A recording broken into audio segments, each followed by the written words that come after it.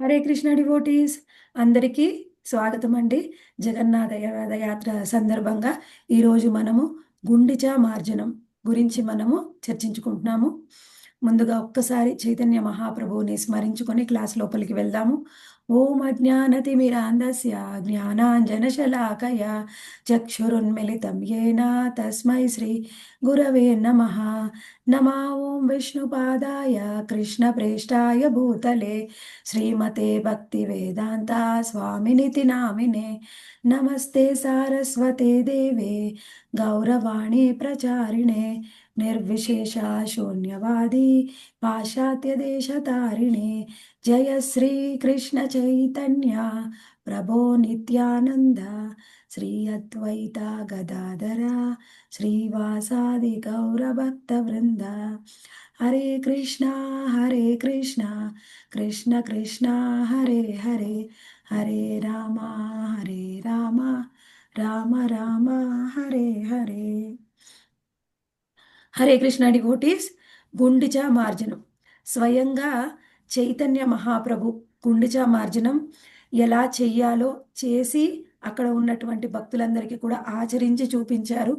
చైతన్య మహాప్రభు ఆచరించింది ఏదైనా కానీ చాలా చాలా ఇంపార్టెంట్.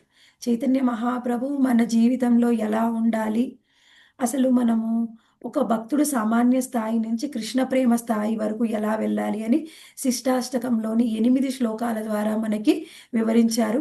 అలాగే చైతన్య మహాప్రభు దగ్గర ఉండి గుండిచా మార్జనం ఆయన చేసి భక్తులందరికీ ఎలా ఆచరించాలో చూపించారు. అటువంటి గుండిచా మార్జనం యొక్క ప్రాముఖ్యత ఏంటో ఈరోజు మనము తెలుసుకుందాము తత్వపరంగా.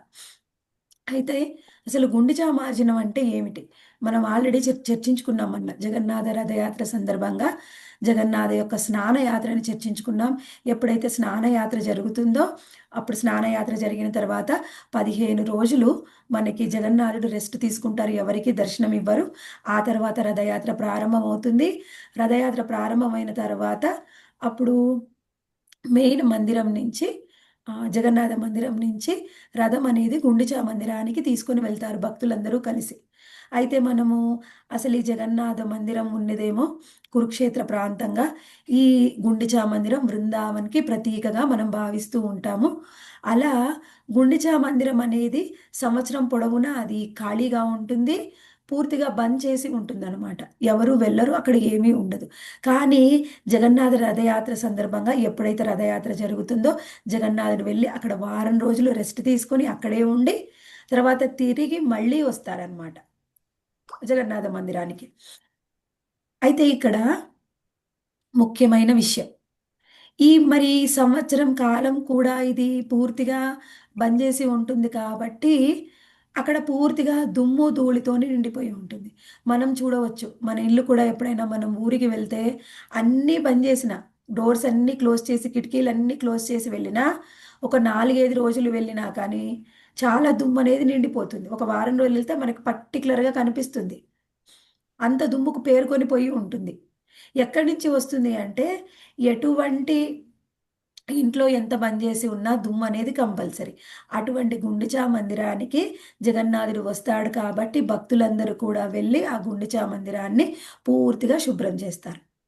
అలా ఎప్పుడైతే శుభ్రం చేసేది ముందుగా ఎప్పుడో ఇది ప్రారంభమైంది, మహాప్రభు ఉన్న సమయం కంటే ముందు నుంచి కూడా గుండిచా మార్జనం జరుగుతూ ఉండేది. అయితే ఈ గుండిచా మార్జనం అనేది ప్రత్యేకంగా చైతన్య మహాప్రభు భక్తులందరితో కలిసి ఎలా చేయాలి అని ఆచరించి చూపించారు. అయితే గుండిచా మార్జనం యొక్క ప్రత్యేకత ఏమిటి అది మనం తెలుసుకోవాలి. ఇప్పుడు గుండిచా మార్జనంలో ఏం జరుగుతుంది, మందిరం లోపల చాలా శుభ్రంగా క్లీన్ చేస్తారు. ఈ మందిరం అనేది మన హృదయానికి ప్రతీక. ఎలా మనము మందిరాన్ని క్లీన్ చేస్తామో అలానే మనము మన హృదయాన్ని కూడా క్లీన్ చేసుకోవాలి. ఎంతగా మనం మన హృదయాన్ని క్లీన్ చేసుకుంటామో మనలో ఉన్నటువంటి అనర్థాలు తొలగిపోతాయి. ఎంతగా మనలో అనర్థాలు తొలగిపోతాయో అంతగా మన లోపల ఉన్నటువంటి పరమాత్మ యొక్క వాయిస్ని, అంటే పరమాత్మ చెప్పేది మనము వినగలుగుతాం. ఇక్కడ ముఖ్యమైన విషయం ఏమిటంటే మన మనసు లోపల ఎన్నో ఉన్న అనర్థాల వల్ల మనకి ఎన్నో వింత వింత కోరికలు అనేవి వస్తాయి ప్రతి మనిషికి. ఎంతగా ఉంటుండే అంటే ఈ కోరికల యొక్క శబ్దం ఎంతగా పెరిగిపోతుందో ఈ పరమాత్మ చెప్పేటటువంటి ఆయన యొక్క గొంతు యొక్క శబ్దము మనకి వినిపించదు. ఎంతగా మన మనసు ప్రశాంతం అయిపోతుందో, అన్ని కోరికల నుంచి ఆ ముక్తి అనేది లభిస్తుందో, అనర్థాల నుంచి ముక్తి లభిస్తుందో, అప్పుడు మన లోపల ఉండే పరమాత్మ యొక్క శబ్దాన్ని మనము వినగలము. ఇక్కడ మనము తెలుసుకుందాం. అసలు ఒక ఆత్మ ఎలా అంటే స్వాభావికంగానే కృష్ణుడి పట్ల ఆకర్షణ అనేది ఉంటుంది ఆత్మకి. ఎవరైనా అభక్తులు కూడా చూడండి, ఎవరైనా భక్తులకు సాంగత్యం దొరికినప్పుడు, ఎప్పుడైనా రథయాత్ర జరిగినప్పుడు, కీర్తన జరిగినప్పుడు, వాళ్ళు ఒక్క నిమిషానికైనా కానీ వెంటనే కృష్ణుడి పట్ల వాళ్ళు ఆకర్షణ అనేది పొందుతారు. ఆ ఆకర్షణ అనేది ఎక్కడి నుంచి వస్తుంది?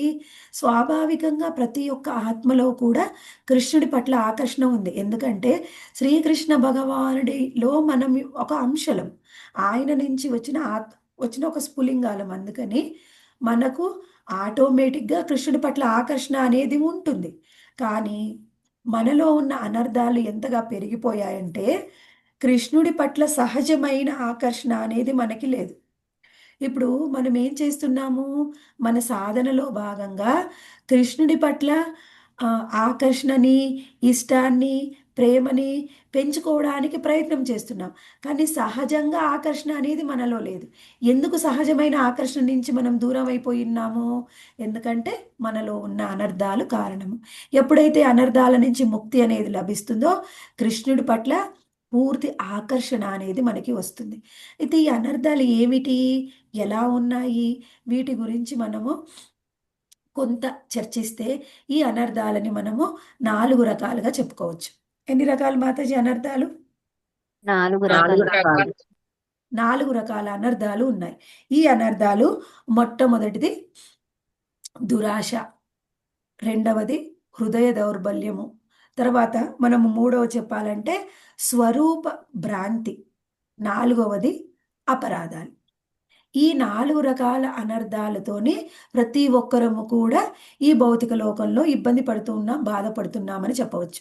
ఈ 4 రకాల అనర్థాల నుంచి మనం బయటపడ్డామనుకోండి, ఎలా అంటే ఇప్పుడు ఒక ఇనుప ముక్క ఉందనుకోండి, ఇనుప ముక్కని మనము తుప్పు పట్టి ఉంది ఇనుప ముక్క. తుప్పు పట్టిన ఇనుప ముక్క అయస్కాంతాన్ని ఆకర్షించగలదా? లేదు మాతాజీ. ఆ లేదు తుప్పు మాతాజీ. తీస్తే పని చేస్తుంది. ఆ తుప్పుని మొత్తం తీసేయాలి మనం. ఇనుప ముక్కకు పట్టిన తుప్పంతా తీసేస్తే అప్పుడు అయస్కాంతంతోని ఆకర్షణ అనేది దానికి ఉంటుంది. ఎంత దగ్గరికి తీసుకెళ్తే అంత ఈజీగా. ఇంకా కొంచెం దగ్గరికెళ్తే మనం ఏమనకుండా అదే వెళ్ళి అతుక్కుంటుంది అయస్కాంతాన్ని. అలానే మన మనసు కూడా, మన లోపల ఉన్న సూక్ష్మ శరీరం కూడా పూర్తిగా అనర్థాలతోని నిండిపోయింది. ఎప్పుడైతే అనర్థాలని శుభ్రం చేస్తామో కృష్ణుడితోనే అది సహజమైన ఆకర్షణ అనేది ఏర్పడుతుంది సూక్ష్మ శరీరానికి. ఈ సహజ ఆకర్షణ మనకి ఎందుకు లోపిస్తుంది కృష్ణుడి నుంచి? అంటే మనలో ఉన్నటువంటి అనర్థాల వలన. ఇప్పుడు ఈ అనర్థాల గురించి కొంత మనం చర్చించుకోవడానికి ప్రయత్నం చేద్దాం. ఏం చెప్పాము? దురాశ, హృదయ దౌర్బల్యము, స్వరూప మన స్వరూపాన్ని మనం అర్థం చేసుకోలేకపోవడం, నాలుగవది అపరాధాలు. ఇప్పుడు దురాశ. దురాశ అనేది ఏమిటి? మనము ఇప్పుడు దాదాపుగా క్లాస్ వింటున్న వాళ్ళందరం కూడా ఏమనుకుంటామంటే, అసలు నాకు ఏ విధమైన కోరికలే లేవండి.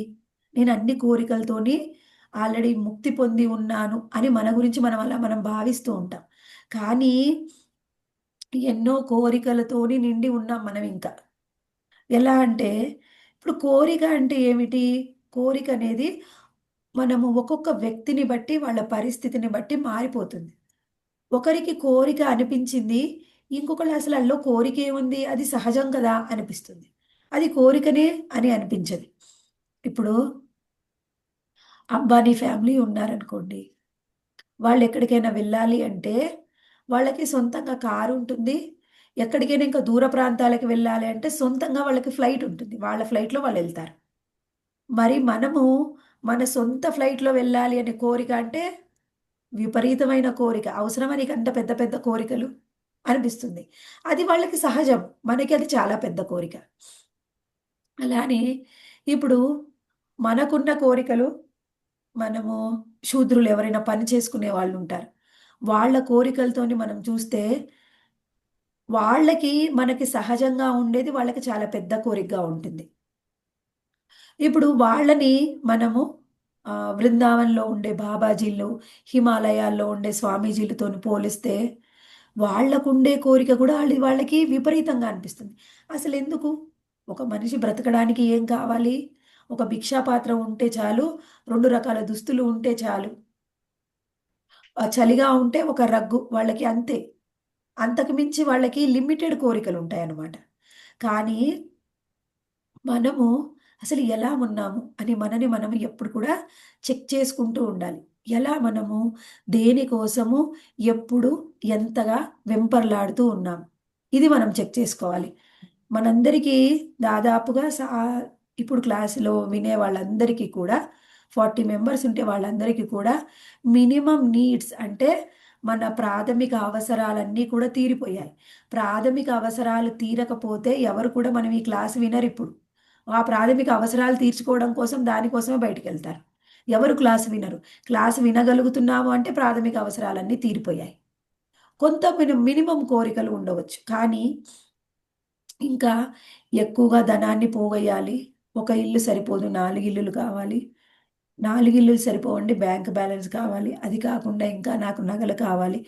ఏదైనా మనము మన కోరికల్ని ఎంతగా పెంచుకుంటున్నాం. మనని మనము ఎప్పుడు కూడా ఇంట్రాస్పెక్ట్ చూసుకోవాలి. ఏంటంటే నేను చేసేది కరెక్టేనా? ఇప్పుడు నేనేం చేస్తున్నాను? ఇది నాకు అవసరమేనా? ఈ సమయాన్ని నేను కృష్ణుడి కోసం ఇవ్వచ్చు కదా! నేను కృష్ణుడి కోసం ఇవ్వకుండా భౌతిక అవసరాల కోసం ఇస్తున్నాను. ఇవి నాకు అవసరమైందేనా? ఇదేమన్నా నా దురాశనా? ఇది ఎప్పుడు కూడా మనము చెక్ చేసుకోవాలి. దురాశకి దూరంగా ఉంటేనే మనలో ఉండే దురాశ కూడా ఒక అనర్థం అనమాట. ఇది మనకి కృష్ణుడి నుంచి దూరం చేస్తుంది. మొట్టమొదటిది దురాశ. మనము అవసరమా? ఆశనా? అది మనని ఎవరికి వాళ్ళు చెక్ చేసుకోవాలన్నమాట. ఎంత అవసరమో అంత స్వీకరించి మిగిలిన సమయాన్ని మనము శ్రీకృష్ణ భగవానుడికివ్వాలి. ఇవ్వకపోతే అది మనలో ఉన్న అనర్థం. అది ఒకటి తెలుసుకున్నాం. తర్వాత ఇంకొకటి ఏం చెప్పవచ్చంటే హృదయ దౌర్బల్యం. హృదయ దౌర్బల్యం అంటే మన హృదయంలో ఎంత స్ట్రాంగ్‌గా ఉన్నా మనము అది మనని మనం చెక్ చేసుకోవాలి. కొన్నిసార్లు అందరూ కూడా ప్రసాదమే తీసుకోవాలి. మనకి 4 నియమాలు అందరికీ తెలుసు. 4 నియమాలతో పాటుగా ఇంకొక నియమం ఏమిటి మనకి? ఆనియన్, గార్లిక్ తినకూడదు. టీ, కాఫీ తాగకూడదు. ప్రసాదం మాత్రమే తీసుకోవాలి. ఇది అందరూ భక్తులు ఈ 4 నియమాలతో ఇవి కూడా పాటిస్తూ ఉంటారు. 16 మాలలు చేస్తూ ఉంటారు. ఇది మినిమమ్ ఒక కృష్ణ భక్తుడు, ఒక ఇస్కాన్ భక్తుడంటే ఈ 4 మినిమమ్ పాటిస్తూ ఉంటాడు. అయితే ఇందులో చాలా సార్లు మనము ప్రసాదం కానిది కూడా తీసుకుంటూ ఉంటాం. ప్రసాదం కానిది తీసుకుంటున్నామంటే ఏ సందర్భంలో తీసుకున్నా. ఇది అత్యవసరం అండి. ఇప్పుడు నేను తీసుకోవాలి. తప్పని పరిస్థితి. ఎక్కడో ఉన్నాను. నాకేమీ లేదు. అటువంటి పరిస్థితుల్లో తీసుకుంటున్నావా? ఆనియన్ గార్లిక్ లేదండి. ఇది జైన్ ఫుడ్ అండి. ఇది చాలా బావుంటుంది. ఇది స్వీటు. ఈ స్వీట్ నేను ఇంట్లో చెయ్యలేను. అందుకని నేను తీసుకుంటున్నాను. ఎలాంటి సందర్భంలో మనము కృష్ణ ప్రసాదం కానిది తీసుకుంటున్నాము? ఇది మనని మనం చెక్ చేసుకోవాలి. ఇది మన హృదయ దౌర్బల్యం కిందకొస్తుంది. దీంట్లో విషయంలో మనం ఎంత స్ట్రిక్ట్‌గా ఉన్నాం. అది కూడా ఒకటి హృదయ దౌర్బల్యం. ఇంకొకటి అభక్తులతో నేనెంతగా సాంగత్యం చేస్తున్నాను. భక్తులు కాని వారితో నా సాంగత్యం ఎలా ఉంది? ఎంతసేపుంది? ఎలా ఉంది? అసలు నేనెందుకు వాళ్ళతో సమయాన్నిస్తున్నాను? ఇంకొకటి దాంతో పాటుగా చాలామందికి ఒక అలవాటుంటుంది. ఈ టీవీ, స్మార్ట్ ఫోను ఎంతగా యూజ్ చేస్తున్నాము? ఎందుకు యూజ్ చేస్తున్నాము? ఇది కూడా మనకి చాలా చాలా ఇంపార్టెంట్ అనమాట. ఎవరికైతే ఈ హృదయ దౌర్బల్యం ఉంది అంటే 100% ఇంకొకటి చెప్పొచ్చు. ఉదయం లేవాలనుందండి. ఎప్పుడైనా ఆరోగ్యం బాలేనప్పుడు కొన్ని సార్లు ఆరోగ్యం బాలేకపోతే కొన్ని రోజులు అలా ఉండొచ్చు. లేకపోవచ్చు. అసలు నేను లేవలేకపోతున్నానా? లేవాలని అనుకోవడం లేదా? ఇది కూడా మనని మనం చెక్ చేసుకోవాలి. నేను ఎన్నింటికి లేస్తున్నాను, కొన్నిసార్లు ఎప్పుడైనా ఆరోగ్యం బాగుండకపోవచ్చు, ఎవరికైనా ఇబ్బంది పెట్టొచ్చు. అలా కాకుండా నేను అసలు లేవాలని అనుకోవడం లేదా, అయిపోయింది మాతాజీ, నాకు అలవాటు అయిపోయింది ప్రతిరోజు 5కి లేవడం అలవాటు అయిపోయింది మాతాజీ, ఇంకా ఇప్పుడు అలవాటు మార్చుకోలేకపోతున్నాను. ఏమిటి? ఇవన్నీ కూడా హృదయ దౌర్బల్యం కిందికి వస్తాయి. కొన్నిసార్లు అర్జునుడు గుర్తొచ్చారు మాతాజీ. అర్జునుడు మహాభారత భగవద్గీతలో అర్జునుడు గుర్తొచ్చారు. హృదయ దౌర్బల్యం. హా, అర్జున్ది ఒక హృదయ దౌర్బల్యం చెప్పండి. అర్జున్ హృదయ దౌర్బల్యం మన కోసం, మనకు చూపించడం కోసం చూపించాడు. కానీ మనకు అలా కాదు, ఒకళ్ళని చూపించడం కోసం కాదు. మనకే మనసులో ఎన్నో అనర్థాలు. అది మనము ఎప్పటికప్పుడు మనం చెక్ చేసుకుంటూ ఉండాలి. నేను ఏ స్థాయిలో ఉన్నాను? ఇవన్నీ కూడా ఇప్పుడు భక్తిలో మనం పురోగతి చెందాలి అంటే ప్రతి ఒక్కటి కూడా చాలా ఇంపార్టెంట్.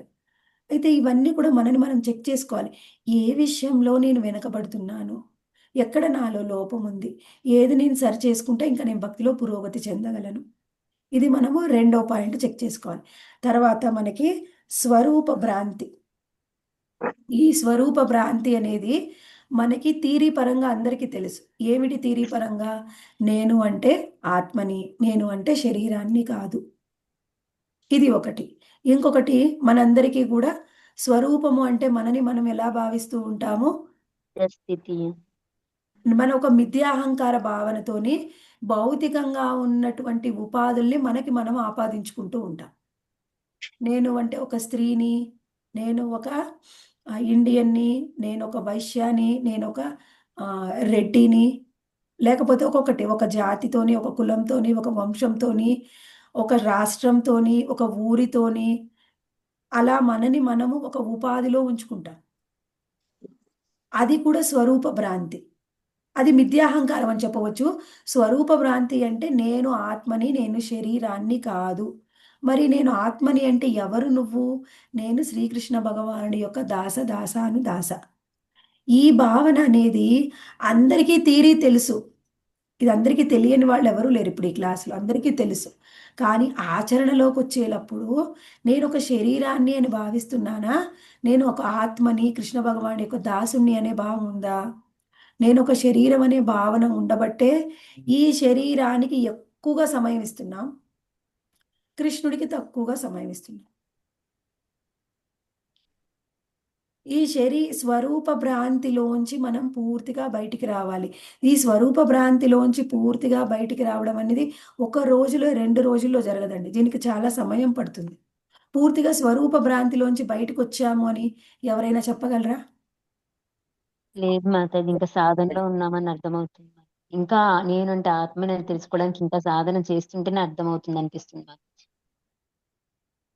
అందుకని చాలా కేర్‌ఫుల్‌గా నేను మనము ఈ స్వరూప భ్రాంతిలోంచి బయటకొచ్చిన వారు ఉదాహరణగా చూస్తే, మనకి స్వయంగా శ్రీల గురు మహారాజ్, శ్రీల జయపతాక స్వామి మహారాజ్, ఆయన అస్సలు నేను అంటే ఈ శరీరం అనే భావన కొంచెం గూడా ఉండదనమాట. ఆయనకు శరీరం ఎట్లా ఉంది అనే దానితో సంబంధం లేదు. ఆయన చైతన్యం మాత్రం 100% కృష్ణ చైతన్యంలో ఉంటారు. మనం ఎప్పుడు శరీర చైతన్యమే. శరీరంలో ఏ భాగానికి కొంత నొప్పొచ్చినా మనకి నొప్పే. కొంచెం జలుబు చేసినా బాధే, జ్వరమొచ్చినా బాధే, కాళ్ళు నొప్పులైనా బాధే, ఒళ్ళు నొప్పులైనా బాధే, నీరసమైనా బాధే. అన్నీ బానే ఉన్నాయండి. నీరసం గూడా మనకు బాధే. అయన్నీ అవునా? కాదండి. తెల్ల వెంట్రుకలొచ్చినా మనకి బాధే. అది మనమేమన్నా మార్చగలమా? మారుస్తామా? మనం ప్రయత్నం పట్టుకుంటే చేసుకుంటా ఆగుతాయా తెల్ల ఉన్నాం. వెంట్రుకలు? కానీ ప్రయత్నం అది కూడా బాధే. ఇది మనకి మన కృష్ణ చైతన్యంలో పురోగతి చెందడానికి ఇది మనకి ఇబ్బంది, ఇది లేదు అని కాదు. అన్నీ ఇబ్బందులే. ఈ ఇబ్బందుల్లోంచి మనము ఈ స్వరూప భ్రాంతిలోంచి, నేను అంటే ఈ శరీరము అనే భ్రాంతిలోంచి బయటికి వచ్చి, నేను అంటే ఆత్మని, నేనెప్పుడు కూడా కృష్ణ చైతన్యంలో ఉంటాను. మనం ఎంతగా బయట శరీరం నుంచి, బయట వ్యక్తుల నుంచి మన యొక్క చైతన్యాన్ని బయటికి తీసుకొని వస్తామో, అప్పుడు మన చైతన్యం కృష్ణుడి మీద స్థిరం అవుతుంది.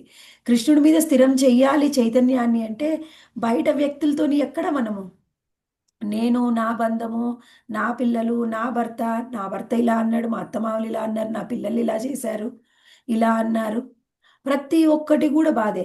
ఖాళీగా ఉన్నప్పుడు లేకపోతే జపం చేస్తున్నప్పుడు మనకి కృష్ణుడు గుర్తు రాకుండా ఇవన్నీ గుర్తొస్తున్నాయి.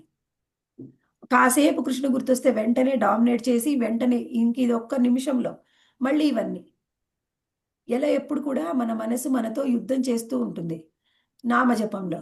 ఎవరి మనసు 100% ఫోకస్గా ఉంటుందండి జపం చేసేటప్పుడు?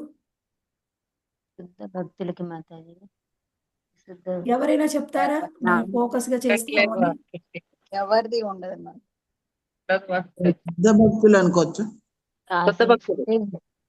శుద్ధ భక్తులకి సాధ్యం మాతాజీ. శుద్ధ భక్తులు ఉంటారు. కానీ మన గురించి మనం చెక్ చేసుకోవాలి అంటే మనమందరం కూడా సాధక భక్తులు. ఎప్పుడు కూడా మనకి ఏదో ఒక విషయం గుర్తొస్తుంది అని అంటే నువ్వు ఆ విషయంతోని నిన్ను అంతగా నువ్వు రిలేట్ చేసుకున్నావు. అంటే ఆ విషయంతో అంతగా సాంగత్యాన్ని తీసుకున్నావు. అందుకని నీకు ఆ విషయాలు గుర్తొస్తున్నాయి. ఒక వ్యక్తి అయినా వాళ్ళు ఇలా అన్నారు, వీళ్ళు ఇలా చేశారు, నా భర్త ఇలా అని ఎప్పుడో చిన్నప్పటి విషయంతో కూడా మనము సంగత్వాన్ని పొందుంటాం. అంటే రిలేట్ చేసుకోవడం. అంతగా మనకు ఆ విషయాలు గుర్తొస్తూ ఉంటాయి. మనము కరెక్టే కృష్ణుడి యొక్క చైతన్యంలో మన మనసు స్థిరంగా ఉండాలి. కానీ భౌతికమైన వస్తువులు, వ్యక్తుల్లో మనం స్థిరమైపోయి ఉన్నాం. ఎప్పుడు దీని నుంచి బయటికి వస్తామో అప్పుడు స్వరూప భ్రాంతిలోంచి బయటికి వస్తే అప్పుడు కృష్ణ చైతన్యంలో స్థిరమవ్వాలి. ఇవి బేసిక్ అన్నమాట. ఈ బేసిక్ విషయాల్లోనే మనము చాలా వీక్గా ఉన్నాం. బేసిక్ స్ట్రాంగ్ అయితేనే అప్పుడు పునాది బాగుంటే ఏమవుతుంది? బిల్డింగ్ చాలా బాగుంటుంది. భక్తి స్ట్రాంగ్ అవుతుంది. బిల్డింగ్ స్ట్రాంగ్ అవుతుంది. మరి ఇవి పునాదులు. ఈ పునాదులే మన వీక్గా ఉంటే ఇంకా బిల్డింగ్ ఎక్కడ కడతాం చెప్పండి? ఆ బిల్డింగ్లో ఎవరు వచ్చి కూర్చోవాలి?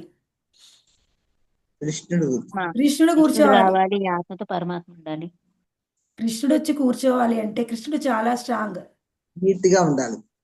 బాగా building స్ట్రాంగ్ గా అంతా ఉండాలి మన బిల్డింగ్. వీక్ బిల్డింగ్ లో కృష్ణుడు కూర్చోలేడు. చూశారు. అది వెంటనే కూలిపోతుంది. కృష్ణుడు చాలా స్ట్రాంగ్ కాబట్టి. అందుకని పునాదులు చాలా స్ట్రాంగ్ చేసుకోవాలి. ఇవేమేమో ఇవి అందరికీ మనకున్న లేవు అనే భావంలో ఉంటాం. వీటికంటే ఇంకొక పెద్ద తప్పు మనం చేసేవి అపరాధాలు. ఈ అపరాధాలు మనని ఎంతగా వెనక్కు నెట్టేస్తాయంటే భక్తిలో మనకు అర్థం కూడా కావు. ఒక చిన్న మాట, ఒక చిన్న పోలిక, ఒక చిన్న ఆలోచన భక్తిలో మనని ఎంతో దూరం వెనక్కు నెట్టేయచ్చు. ఈ అపరాధాలు అనేవి చాలా చాలా చాలా మనకి ఇంపార్టెంట్. ఒకే నిమిషంలో మనని ఎంతో శ్రద్ధగా నామజపం చేసే వాళ్ళని అసలు నామం చేసిన డ్రైగా ఏ విధమైన ఆసక్తి లేకుండా చెయ్యగలవు అపరాధాలు. అంత శక్తి ఉంది అపరాధాలకి. ఈ అపరాధాలు అనేవి నామం పట్ల, మళ్ళీ విగ్రహాల పట్ల, ఆ తర్వాత భక్తుల పట్ల ఈ విధంగా మనము అపరాధం చేస్తూ ఉంటాం. ముఖ్యంగా విగ్రహాల పట్ల, విగ్రహ సేవలో ఏదైనా అపరాధం చేస్తే అపరాధం చేశాము అని తెలుసుకొని తప్పు ఒప్పుకొని కృష్ణుని క్షమాపణ అడిగితే ఆయన క్షమిస్తారు. కానీ నామం పట్ల కానీ భక్తుల పట్ల అపరాధం చేస్తే అది క్షమించబడదు. మనకు నామాపరాధాలు తెలుసు కదా, 10 నామాపరాధాలు. ప్రతిరోజు ఉదయమే మనము 10 నామాపరాధాలని చదువుకుంటాం. నామాపరాధాలు చేయకూడదు. వైష్ణవుల్ని ఏ విధంగా కూడా నిందించకూడదు, క్రిటిసైజ్ చేయకూడదు. వాళ్ళలో ఏమైనా లోపం కనిపిస్తే ఎలా మనం భావించాలి అంటే అందరూ సాధకులే, వాళ్ళు కూడా మనలాంటి వాళ్ళే, వాళ్ళు సాధనలో ఉన్నారు, వాళ్ళు కూడా పురోగతి చెందుతారు. అసలు వాళ్ళలో ఉన్న లోపం చూడవలసిన అవసరమే లేదు. ఒక భక్తుడిని చూస్తే ఎలా చూడాలి అంటే ఆ భక్తుల్లో ఉన్నటువంటి సుగుణాల్ని చూడాలి. కానీ ఆ భక్తుల్లో ఉన్న లోపాలు చూడవలసిన అవసరం లేదు. ఎవరి భక్తుల్లో ఉండే లోపాలనైనా ఎవరు సరిదిద్దాలండి? హరే కృష్ణ. ఆ భక్తులే చూస్తారు. గురువు మాతాజీ, గురువులు వాళ్ళ యొక్క శిక్షా గురువు కానీ దీక్షా గురువు యొక్క బాధ్యత అది. మనకేం సంబంధం లేదు. ప్రతి దాంట్లో మనమేమి ఏలు దూర్చి ప్రతి ఒక్కళ్ళని మనమే ఏం ఉద్ధరించక్కర్లేదు. వాళ్ళందరినీ ఉద్ధరించడం మన బాధ్యతనా? కాదు, గురువులు చూసుకుంటారు. గురువు చూస్తారు చూసుకుంటాడు. మాతాజీ. మరి గురువు చూసుకోవట్లేదు మాతాజీ. వాళ్ళ గురువుకి ఆ విషయాలు తెలియవు. కృష్ణుడికి తెలుసా తెలీదా? తెలుసు తెలుసు అన్ని మాతాజీ. తెలుసు. కృష్ణుడు తెలియజేస్తాడు. మనకు ఆ నమ్మకం ఉండాలి. ప్రతి దాంట్లో వాళ్ళ అపరాధాల గురించి మనమే చింతించి చాలా కష్టపడి ఎవరిని ఏం మనము ఉద్ధరించిన అవసరం లేదు. ఈ విషయం ఒకటి మనము తెలుసుకోవాలి. అయితే ఇక్కడ ఈ ఎలా ఉంటుందంటే ఈ అపరాధాలన్నిటిని ఈ నాలుగిటి నుంచి అనర్థాల నుంచి ఎలా బయటపడాలి, ఈ అనర్థాలన్నింటినీ శుభ్రం చేసుకోవడమే మన యొక్క ఈ అనర్థాలన్నిటి శుభ్రం అయితేనే అప్పుడు ఏం జరుగుతుంది అంటే మనలో ఉన్నటువంటి కోరికలు, అనర్థాల వల్లనే కోరికలు, ఇవన్నీ ఆలోచనలు అన్నీ కూడా కూల్ అయిపోతాయి, శాంతం అయిపోతాయి. అప్పుడు పరమాత్మ చెప్పేది మనకి శ్రద్ధగా క్లియర్గా మనము వినగలం. ఇక్కడ మనము చైతన్య మహాప్రభు ఏం చెప్తున్నారంటే ఎలా ఒక మూసి ఉన్నటువంటి గుండిచ మందిరంలో పూర్తిగా దుమ్ముతో నిండిపోయిందో అలాగే చూడండి మాకు అది అవసరం అండి అన్నాం.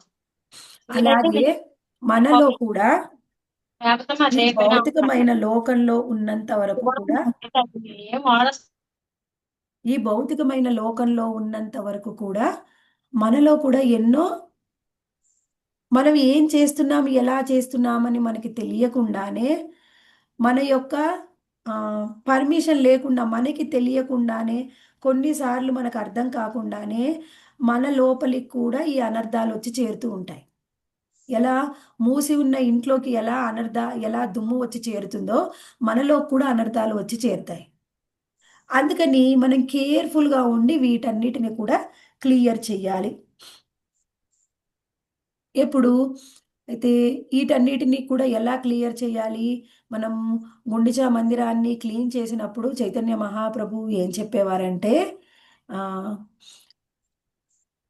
ఎవరైతే అంత శ్రద్ధగా మహాప్రభు చాలా బాగా క్లీన్ చేసేవారు. అయితే మహాప్రభు క్లీన్ చేస్తే ఆ దుమ్ము ఒక ఒక రాశిలాగా వచ్చేదంట, పెద్ద రాశిలాగా. ఎవ్వరు కూడా అంత బాగా చేయలేకపోయేవారు. వాళ్ళందరూ కూడా దుమ్ము ఎంత చిన్నగా వస్తే అది ఒక రాశిలాగా వచ్చేది. ఏది చేసినా కృష్ణుడికి మాత్రమే సాధ్యం. అందుకని ఆయన ఏదైనా బాగా చేయగలరు. అయితే ఎవరైనా బాగా చెయ్యలేకపోతే, చెయ్యాలని మనసు లేకపోతే వాళ్ళ దగ్గరికి వెళ్ళి చైతన్య మహాప్రభు పొగిడేవారంట బాగా చేస్తున్నామని. ఎందుకంటే వాళ్ళకి అది ఆ భావం వచ్చి మేము బాగా సరిగ్గా చేయడం లేదు అని వాళ్ళది వాళ్ళు నేర్చుకొని బాగా చెయ్యాలి అని. ఇప్పుడు ఏంటి అందరం కూడా మనలో ఉన్న అనర్థాలను తొలగించుకోవడం కోసం ప్రయత్నం చేస్తున్నాం. ఇప్పుడు ఇది మనం చర్చించుకుంటే ఏం జరుగుతుంది అంటే మనం ఇంకా బాగా వీటి నుంచి బయటపడడానికి ప్రయత్నం చేస్తాం. అందుకని ఏం చేయాలి? మనని మనం క్లీన్ చేసుకోవడానికి ట్రై చేయాలి. మనము అందరికీ చెప్పాలి. చెప్తే ఏం చేస్తాం? ఏదైనా చెప్తే ఏం జరుగుతుంది? ఆల్రెడీ చెప్పండి మాతాజీ. చెప్పామంటే ఆచరిస్తాం కదా మాతాజీ. చెప్పినప్పుడు కనీసం ఆచరిస్తాం. అందుకని మనము చర్చించుకుంటున్నాం. చెప్పినందుకైనా ఆచరిస్తాము అని. ఇక్కడ మనం ఈ విషయాన్ని మనం చేయాలి. అయితే ఇక్కడ అందరం కూడా ఆచరిస్తూ ఉన్నాము, ప్రయత్నం చేస్తూ ఉన్నాము. అయితే ఇక్కడ మనం ఇంకొక విషయాన్ని మాత్రం చాలా చాలా డీటెయిల్డ్గా మనము తెలుసుకోవాలి. భక్తిలో ఎంత పురోగతి చెందుతున్నాము అనేది మన సాధన అనేది నిర్ణయించబడి ఉంటుంది. ఇప్పుడు చాలా మందికి ఎలా ఉంటుంది అంటే భక్తి అనేది ప్రైమరీ కాదు, సెకండరీ ఉంటుంది. కొంతమంది సెకండరీ కూడా కాదు, వాళ్ళు 3వ స్థానాన్ని ఇస్తారు భక్తికి, 4వ స్థానాన్ని, 5వ స్థానాన్ని. అలా వాళ్ళు చేసే రోజువారీ పనులలో అన్నీ చేస్తూ ఉంటారు, కానీ భక్తికి మాత్రం చాలా లీస్ట్ ప్రయారిటీ. అందుకని ఎప్పుడో పడుకునే ముందు జపం చేయడము, లేకపోతే జపం అంటే చేస్తున్నారనుకోండి, మిగిలిన ఏ సేవైనా టైం టు టైం చెయ్యరు కొంతమంది భక్తులైతే. కొంతమంది అభక్తులు ఏంటి, వాళ్ళు అసలు భక్తినే స్వీకరించరు. స్వీకరించడానికి ఎన్నో రోజులు కావాలి. క్లాసులు వినండి, మందిరానికి రండి అని చెప్తే వస్తాం, ఇప్పుడు బిజీగా ఉన్నాం, వస్తామని లాస్ట్కి ముసలి వయసు వచ్చిన తర్వాత మేము భక్తిలోకి రావాలి, అప్పుడే మనం భక్తిని చెయ్యాలి, అది మన సరైన టైము అని వాళ్ళు భావిస్తూ ఉంటారు. అలా అసలు భక్తిని సీరియస్గా తీసుకోరు ఆ భక్తులు. మరి భక్తులు ఎంతగా సీరియస్గా తీసుకుంటున్నారు అది కూడా ఇంపార్టెంట్.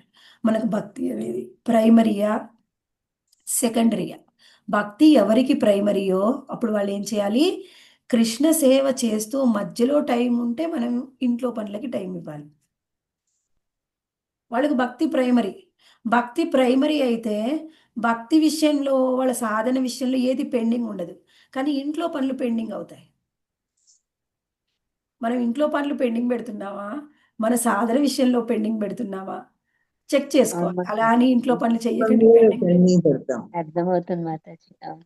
ఇంట్లో పనులు పెండింగ్ చేస్తున్నామా, ఇవి చేస్తున్నామా అని చెక్ చేసుకుంటూ అలా అని పని చేయొద్దని నేను చెప్పట్లేదు. అన్ని బ్యాలెన్స్ చేసుకోవాలి. అయితే ఇక్కడ మ్, భక్తి విషయంలో ఎవరైనా కొంచెం సోమరిగా ఉంటే మహాప్రభుకి అస్సలు ఇష్టం ఉండదు. భక్తి విషయంలో ఎవరు కూడా సోమరితనం చూపించకూడదు. అలానే గుండిచా మార్జనంలో కానీ మన సాధనలో కానీ ఎవరైతే సీరియస్గా ఉండరో, సీరియస్గా భక్తిలో మనం సీరియస్గా ఉండాలి. సోమరితనం అనేది అసలు ఉండకూడదు. అయితే ఇప్పుడు మనము ఇదొకటి మనము గుర్తెచ్చుకోవాలి. ఏంటంటే ఇక్కడ మనము సోమరితనం అంటే ఇదొకటి చెప్పొచ్చు. ఇది ఇది చాలా ఇంపార్టెంట్. మనము సాధన చేస్తూ ఉన్నప్పుడు సోమరితనం చూపించకూడదు. దాని గురించి నేను చెప్తాను. ఒకటి ఏమిటి, ఇంకొకటి ముందు రూల్ ఏమిటంటే ప్రజల్ప చెయ్యకూడదు. ప్రజల్ప ప్రజల్ప అంటే ఏంటండి? అనవసరమైన విషయాలు, పనికిరాని విషయాలు. దేవుళ్ళకి అనవసరమైన విషయాలు, భక్తికి అననుకూలమైన విషయాలు, అభక్తులకు సంబంధించిన విషయాలు, భక్తులకు కూడా కృష్ణ భక్తికి సాధనకి అవసరం లేని విషయాలన్నీ కూడా ప్రజల్పే. ప్రజల్పకి దూరంగా ఉండాలి మొట్టమొదటిది. రెండవది ఏంటిదంటే ఇప్పుడు మనము సాధన చేస్తూ ఉన్నప్పుడు ఇది చాలా ఇంపార్టెంట్. ఈ పాయింట్ ఎవరైనా నోట్ చేసుకోండి. ఇక్కడ ఏం చెప్తున్నాను? సాధన చేసేటప్పుడు ఎలా ఉండాలి మన సాధన? మనము సాధన చేసినప్పుడు మన సాధన వలన మన అర్థాలు తొలగిపోతాయి అని భావిస్తూ ఉంటారు. మన సాధన వల్ల ఏ అనర్థము తొలగిపోదు. కానీ మనం సాధన చేయాలి. ఎందుకంటే ఉదాహరణ నేను చెప్తాను. మనలో ఉన్న అనర్థాలని క్లీన్ చేసేది, మన ఒక మనసుని, చిత్తాన్ని క్లీన్ చేసేది ఎవరు? స్వయంగా కృష్ణుడే. ఎందుకు క్లీన్ చేస్తాడు? మన సాధన సీరియస్గా ఉన్నప్పుడు క్లీన్ చేస్తాడు. ఎలా అంటే ఉదాహరణ నేను చెప్తాను. ఒక పిల్లవాడు ఒక బావిలోనో లేకపోతే ఒక లేక్లోనో పడిపోయాడు అనుకోండి.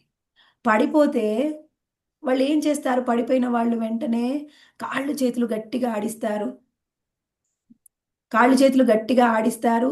వాళ్ళు పైకి వస్తూ ఉంటారు, ప్రయత్నం చేస్తూ ఉంటారు. అలా చేసినప్పుడు ఏం చేస్తారు? ఆ దారిగా పోయే వాళ్ళు ఎవరైనా చూసి ఆ పిల్లవాడిని పైకి రక్షిస్తారు. ఇప్పుడు ఆ పిల్లవాడిని రక్షించింది ఎవరు చెప్పాలి? భగవంతుడే మాతాజీ. కృష్ణుడే మానవ రూపంలో అది ఆ అది విధంగా అట్లా అది కాదండి. కృష్ణుడే ఓవరాల్ గా చూస్తే కృష్ణుడే. కానీ అక్కడ ఆ పిల్లవాడిని రక్షించింది ఎవరు? ఆ దారిన ఆయన పోయేవాడు రక్షించాడా? ఆ పిల్లవాడి రక్షించుకున్నాడా?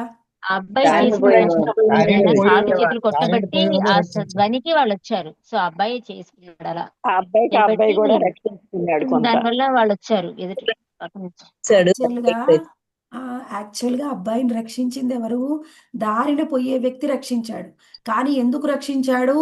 ఆ ఆ పిల్లవాడు అబ్బాయి శబ్దం చేయబట్టి ఆయనకు వినిపించి వచ్చి ఆ, రక్షించాడు. అది ఒకవేళ శబ్దం చేయకపోతే వినిపించేది కాదు, వచ్చి రక్షించేవాడు కూడా కాదు. రక్షించేవాడు కాదు. ఆ ఇప్పుడు మన సాధన అంటే ఏమిటి?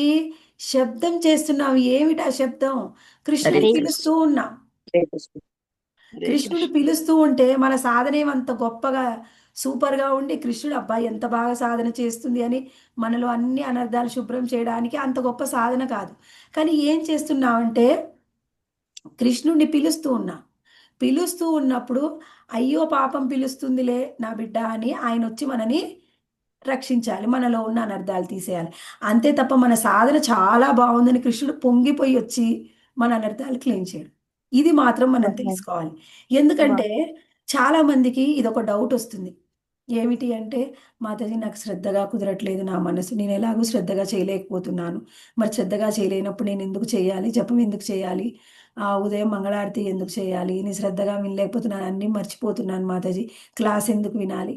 అందరికీ డౌట్ వస్తూ ఉంటుంది. ఎప్పుడు కూడా మనం ఎంత శ్రద్ధగా చేస్తున్నాము అనే దాంతోని సంబంధం లేదు. అది కూడా ఇంపార్టెంటు. దాన్ని కూడా మనం మార్చుకోవాలి. కానీ సా శ్రద్ధగా చేస్తేనే నేను సాధన చేస్తాను అనుకోకండి. ఎలా అయినా చేయండి, కానీ సాధన మాత్రం చేయాలి.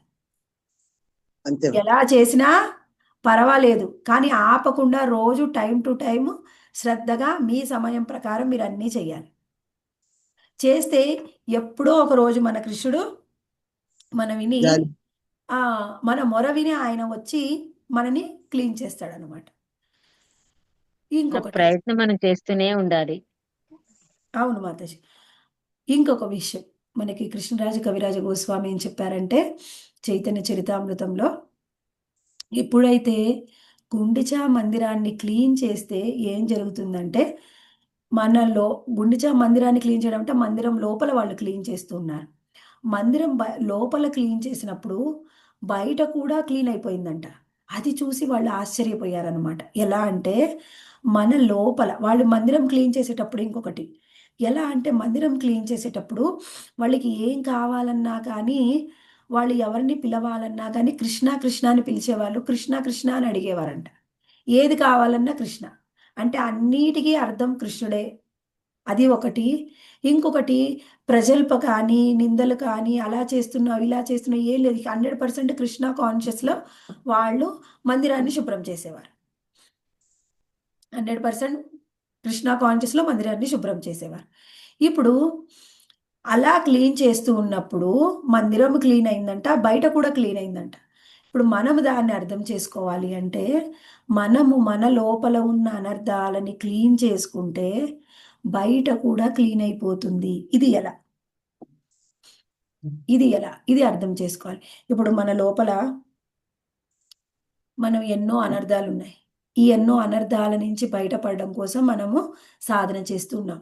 శ్రద్ధగా సాధన చేస్తూ ఉన్నప్పుడు ఒక్కొక్కటిగా మనలో ఉన్న అనర్థాలు క్లీన్ అవుతూ ఉన్నాయి అనుకోండి. ఇప్పుడు మన లోపల ప్రతి ఒక్కరికి ఈర్ష్య, అసూయ, ద్వేషం, కామం, క్రోధం అన్ని అనర్థాలు ఉంటాయి. దీంతో పాటు ఇంకా ఇంకా ఎన్నో అనర్థాలు మనకి ఏమిటి ఇందాక చెప్పుకున్నాం కదా, దురాశ, హృదయ దౌర్బల్యం, స్వరూప భ్రాంతి, అపరాధాలు, ఇవన్నీ కూడా ఎన్నో ఉన్నాయి.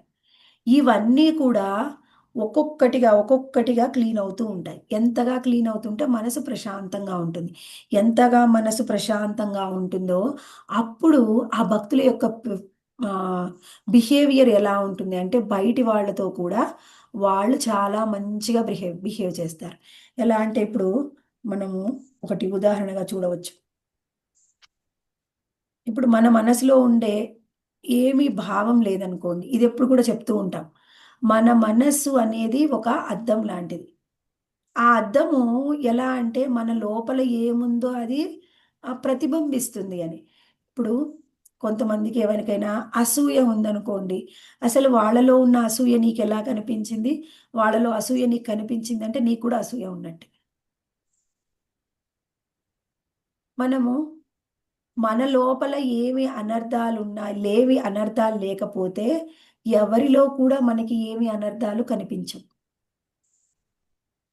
ఎవరిలో కూడా ఏమి అనర్థాలు కనిపించవు. మన మనసు ఎంతగా క్లీన్ అవుతూ ఉంటే అప్పుడు మనకి ఎవరిలో ఏమి కనిపించవు. అందరితో మనం చాలా బాగా బిహేవ్ చేస్తాం. ఎంత బాగా మనము వినయంతో, నమ్రతతో మనము చాలా ఇంకేమిటి మర్యాదపూర్వకంగా బిహేవ్ చేస్తామో అప్పుడు ఎదుటి వాళ్ళు కూడా మనతోని అలాగే బిహేవ్ చేస్తారు. అంటే ఏమిటి? నీ హృదయాన్ని నువ్వు క్లీన్ చేసుకోవడం వల్ల బయట మొత్తం సమాజం కూడా క్లీన్ అవుతుంది. మన హృదయం క్లీన్ చేసుకుంటే ఏం జరుగుతుందండి? బయట మొత్తం మన క్లీన్ లోపలే కాకుండా బయట కూడా క్లీన్ అవుతుంది మాతాజీ. ఇక్కడ ఇంకొకటి మనకి భాగవతం ఏం చెప్తుంది అంటే, భాగవతం యొక్క సిద్ధాంతం ప్రకారంగా మన చేతన అనేది ఎలా ఉంది, దాన్ని బట్టే మనము ఈ భౌతిక సంసారాన్ని చూస్తూ ఉంటాం. మన యొక్క చేతన యొక్క ప్రతిబింబం ఈ భౌతికమైన సంసారం. మనకి ఇది ఎలా మాతాజీ అని చెప్పవచ్చు. మనం ఉదాహరణగా ఎప్పుడు చెప్పుకుంటూ ఉంటాం. ఏమిటి అంటే దుర్యోధనుడు మరియు యుధిష్ఠిర మహారాజు. యుధిష్ఠిర మహారాజుని, దుర్యోధన్ని ఆ రాజ్యంలోకి వెళ్ళి, మీకెవరైనా ఒక చెడ్డ వ్యక్తి కనిపిస్తే చెప్పండి. మీకెవరైనా ఒక మంచి వ్యక్తిని కనిపిస్తే చెప్పు అని చెప్తే, దుర్యోధను వెళ్తే అందరూ నాకు చెడ్డవాళ్ళలాగానే కనిపిస్తున్నారన్నాడు. యుధిష్ఠిర మహారాజు ఏం చెప్పారు? అందరం ఇక్కడ అంతా కూడా మంచివాళ్ళే. చెడ్డవాళ్ళు లేరు అంటారు. ఒక్కళ్ళు కూడా చెడ్డవాళ్ళు లేరు. అది ఎలా సాధ్యం? నువ్వు బయటికెళ్ళినప్పుడు అందరూ వాళ్ళే కదా! ఈళ్ళెళ్ళినప్పుడు ఒక పీపులు, ఒక మనుషులు వేరే వెళ్ళినప్పుడు ఒక వేరే మనుషులు మారిపోతారా? అందరూ వాళ్ళే ఉంటారు కదా! కాకపోతే ఏంటి అక్కడ మన దృష్టికోణం మారిపోయింది. మన అంతరంగం ఎంతగా మారిపోతుందో అంతగా మన దృష్టికోణం మారిపోతుంది. అందుకని ఆహ్, యుధిష్ఠిర మహారాజు అజాత శత్రువు. అంటే ఆయనకి ఒక్క శత్రువు కూడా లేరంట. అంతగా అవమానించి, అంతగా బాధపెట్టిన దుర్యోధనుడు, ఈ కౌరవులు, మళ్ళీ ధృతరాష్ట్రుడు కూడా ఆయన శత్రువు కారు. దుర్యోధనుడికి ఆయన ఎదురుగా ఉన్న సైన్యంలో ఉన్న వాళ్ళందరూ శత్రువులే. అసలు సొంత సైన్యంలో కూడా ఎంతోమంది శత్రువులు ఆయనతో పాటు కలిసి యుద్ధం చేశారు. ఇష్టం అంటే ఏంటి? లేకపోయినా ఆ! ఇది ఇది మనకొక ఉదాహరణ చాలు గదా! ఇది మనకి ఒక్కొక్కసారి నాలా ఎలా మాతాజీ? నాలో ఏముందో అదే బయట కనిపిస్తుందా? అది ఒప్పుకోవడానికి మన మనస్సు సిద్ధంగా ఉండదు. అది అది ఎలా సాధ్యమవుతుంది? అసలది మేము ఒప్పుకోం. మనకి చాలా మందికి ఆ భావన ఉంటుంది. కానీ ఇక్కడ మనకి ఉదాహరణగా చెప్తున్నారు. ఇప్పుడు మనకి భాగవతము, భగవద్గీత, మళ్ళీ మహాభారతం కూడా మనకి ఏం చెప్తున్నాయి అంటే, అసలు మన గురించి మనకు అర్థమయ్యేలా చెప్తున్నాయన్నమాట. ఉదాహరణతోని మనకందరూ భక్తుల యొక్క కథల ఉదాహరణతోని చెప్తున్నారు. అంటే ఇవన్నీ జరగలేదనుకోండి, జరిగినవే. కానీ మనకు అర్థమయ్యే విధంగా చెప్తున్నారు. ప్రతి ఒక్క కథలో కూడా మనం ఏం తెలుసుకోవాలి అంటే, కొన్నేమో మనలో ఉన్న లోపాలు ఎలా ఉన్నాయి, లోపాల నుంచి ఎలా బయటపడాలి తెలుసుకోవాలి. కొంతమంది భక్తులతో ఎలా ఉండాలి, ఎలా సాధనలో పురోగతి చెందాలి, అసలు కృష్ణుడికి మనకున్న బంధం ఏమిటి, ఒక్కొక్కరి యొక్క కథ మనకి ఒక్కొక్క విధంగా మన జీవితంలో మనం ఎలా ఉండాలి, ఏం వదిలేసుకోవాలి, ఏం తీసుకోవాలి, ఎలా పురోగతి చెందాలి, ఎలా కృష్ణుడికి దగ్గరవ్వాలి అవి చెప్తాయి. ఇక్కడ మనము గుండిచా మార్జనంలో ఏం తెలుసుకోవాలి అంటే, మన చైతన్యాన్ని శుభ్రం చేసుకోవాలి. ఎంతగా మన చైతన్యం శుభ్రమవుతుందో, అదే విధంగా మనకి భౌతికమైన సంసారం కనిపిస్తుంది. ఇందులో ఏ సందేహం లేదు. నీ చైతన్యం ఎంతగా శుభ్రపడితే, అంతగా నీకు ఈ భౌతిక సంసారం శుభ్రంగా కనిపిస్తుంది. మన చేతనకి ప్రతిబింబం ఈ భౌతికమైన సంసారం, భౌతికమైన లోకం. అర్థమైందా అండి? హరే కృష్ణ. మన చేతనకి ప్రతిబింబం ఏమిటి? ఈ భౌతిక జగత్తు భౌతిక సంసారం. హా! ఇప్పుడు మనలో ఎంత ఈర్ష, అసూయ, ద్వేషాలు మనం తొలగించుకుంటామో, అప్పుడు బయట వ్యక్తుల్లో ఉండే ఈర్ష, అసూయ, ద్వేషాలు మనకి కనిపించవు. ఉదాహరణ మనము యుధిష్ఠిర మహారాజ్ ద్వారా మనము తెలుసుకున్నాం.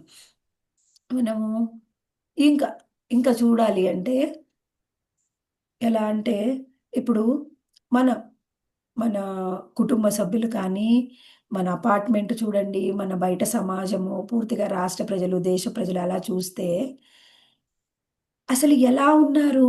వాళ్ళ యొక్క స్వభావం ఎలా ఉంది అంటే, ఎవరైనా ఒక వ్యక్తి, ఒక రాజకీయ నాయకుడు ఒకవేళ మంచి వాళ్ళొచ్చినా సరే, వాళ్ళు ఏవైనా కొన్ని మార్పులు తీసుకొని వచ్చినా కానీ, ఆ మార్పుల వల్ల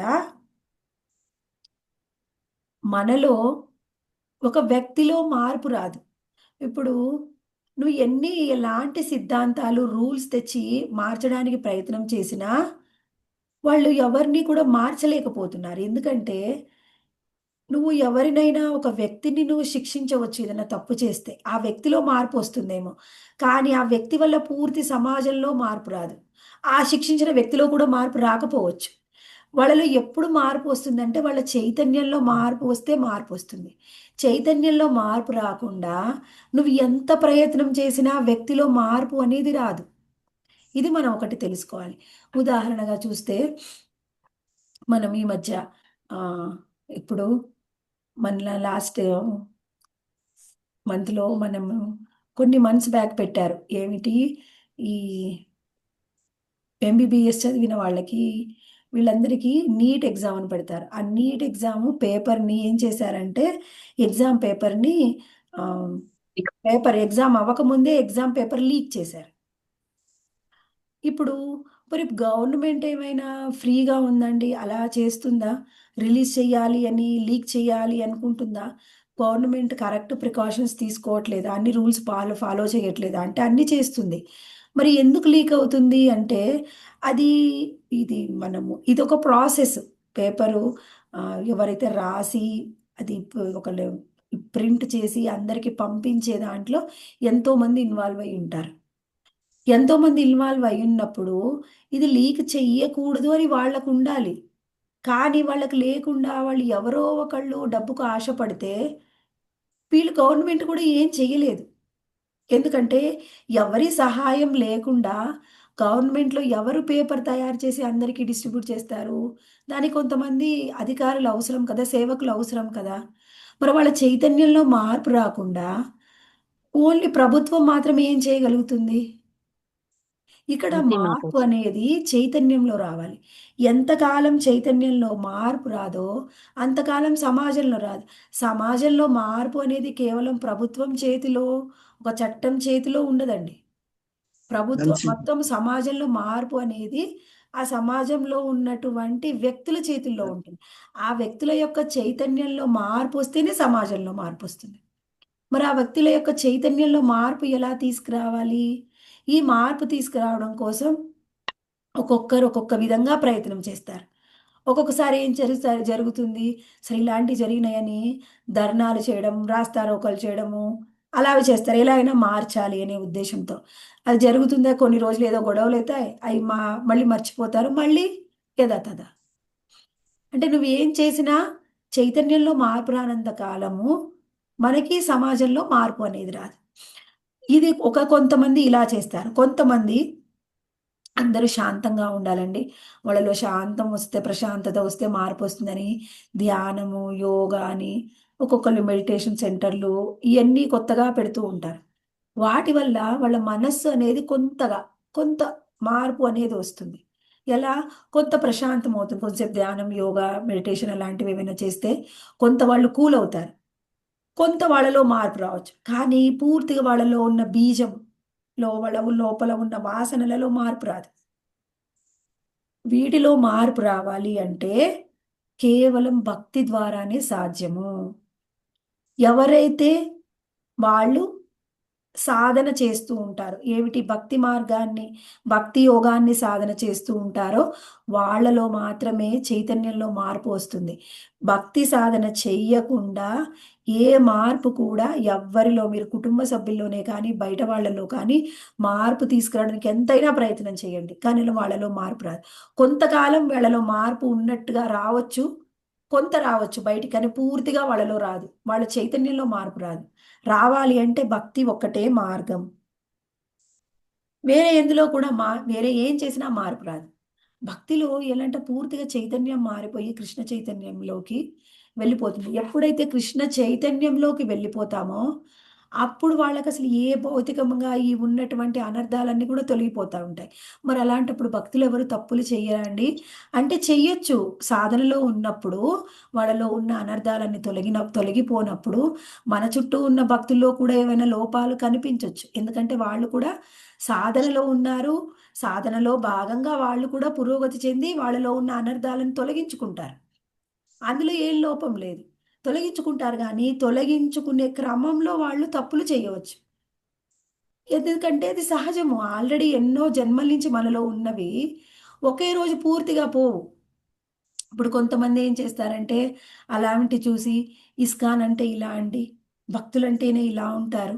అందుకని మేము ఇస్కాన్‌లోకి వెళ్ళము. భక్తి సాధన చెయ్యము. వాళ్ళలా, వీళ్ళిలా అని కొంతమంది మందిరాలని, కొంతమందేమో వ్యక్తుల్ని, కొంతమంది మెంటర్స్‌ని విమర్శిస్తూ ఉంటారు. ఇక్కడ నేనొక ఉదాహరణ చెప్తాను. ఇలా విమర్శించినప్పుడు మీ పిల్లవాడిని ఏదైనా ఒక కాలేజీలో జాయిన్ చేశారు. జాయిన్ చేసినప్పుడు అందులో ఫ్యాకల్టీ ఏదైనా సబ్జెక్ట్స్ బాగా టీచ్ చేయట్లేదనుకోండి. టీచ్ చేయకపోతే చదువు మాన్పిచ్చి ఇంట్లో ఉంచుతారా?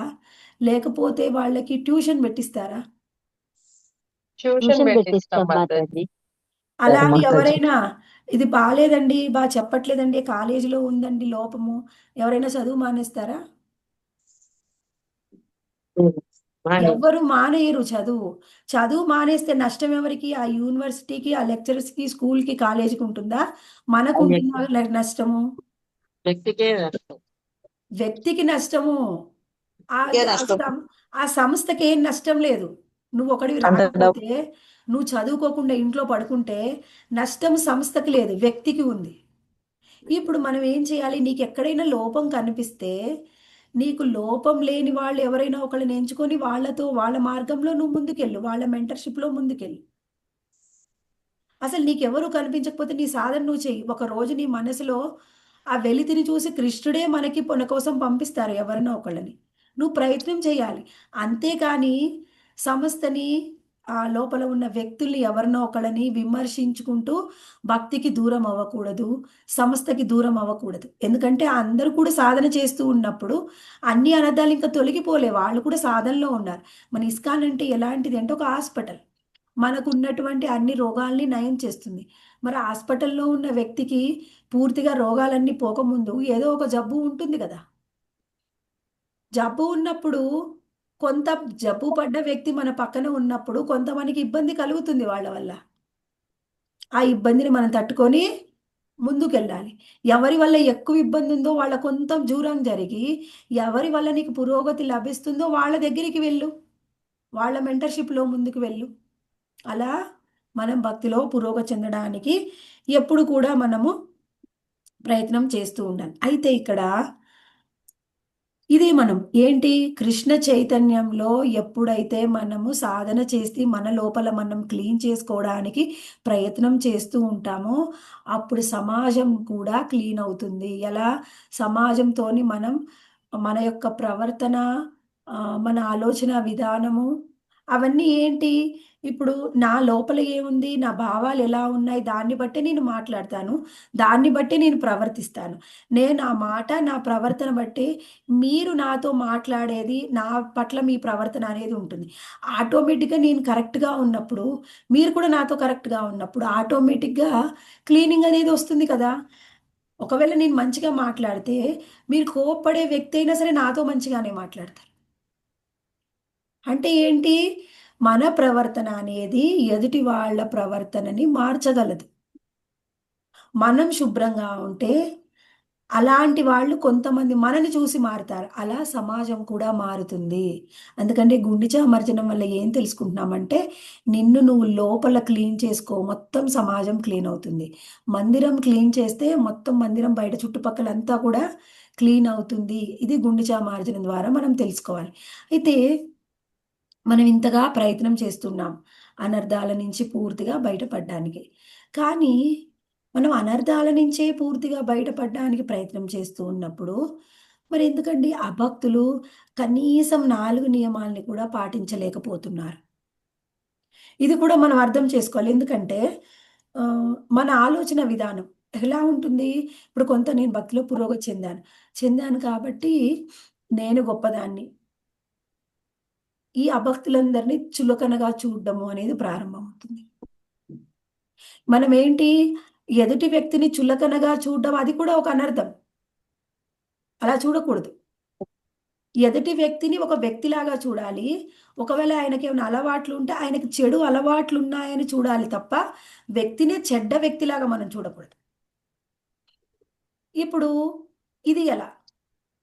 మనమేమో ఇంత సాధన చేస్తున్నప్పుడు వాళ్ళు 4 నియమాలు కూడా ఎందుకు పాటించలేకపోతున్నారు? కారణం ఏంటి అంటే, ఎప్పుడైతే ఒక వ్యక్తి కృష్ణ చైతన్యంలో ఉన్నప్పుడు వాళ్ళ మనసు 100% హ్యాపీనెస్‌తోని, సంతోషంతోని నిండిపోతుంది. వాళ్ళకి ఏది ఒక వెలితి అనిపించదు. ఎవరైతే కృష్ణ చైతన్యంలో ఉండరో వాళ్ళ మనసు ఎప్పుడు కూడా వెలితిగా ఉంటుందన్నమాట. ఎప్పుడైతే మనకి వెలితి ఉందనుకో, ఖాళీ ఉందనుకోండి, ఏం చేస్తాము? దాన్ని ఏదో ఒక దానితోని పూడవడానికి ప్రయత్నం చేస్తాం.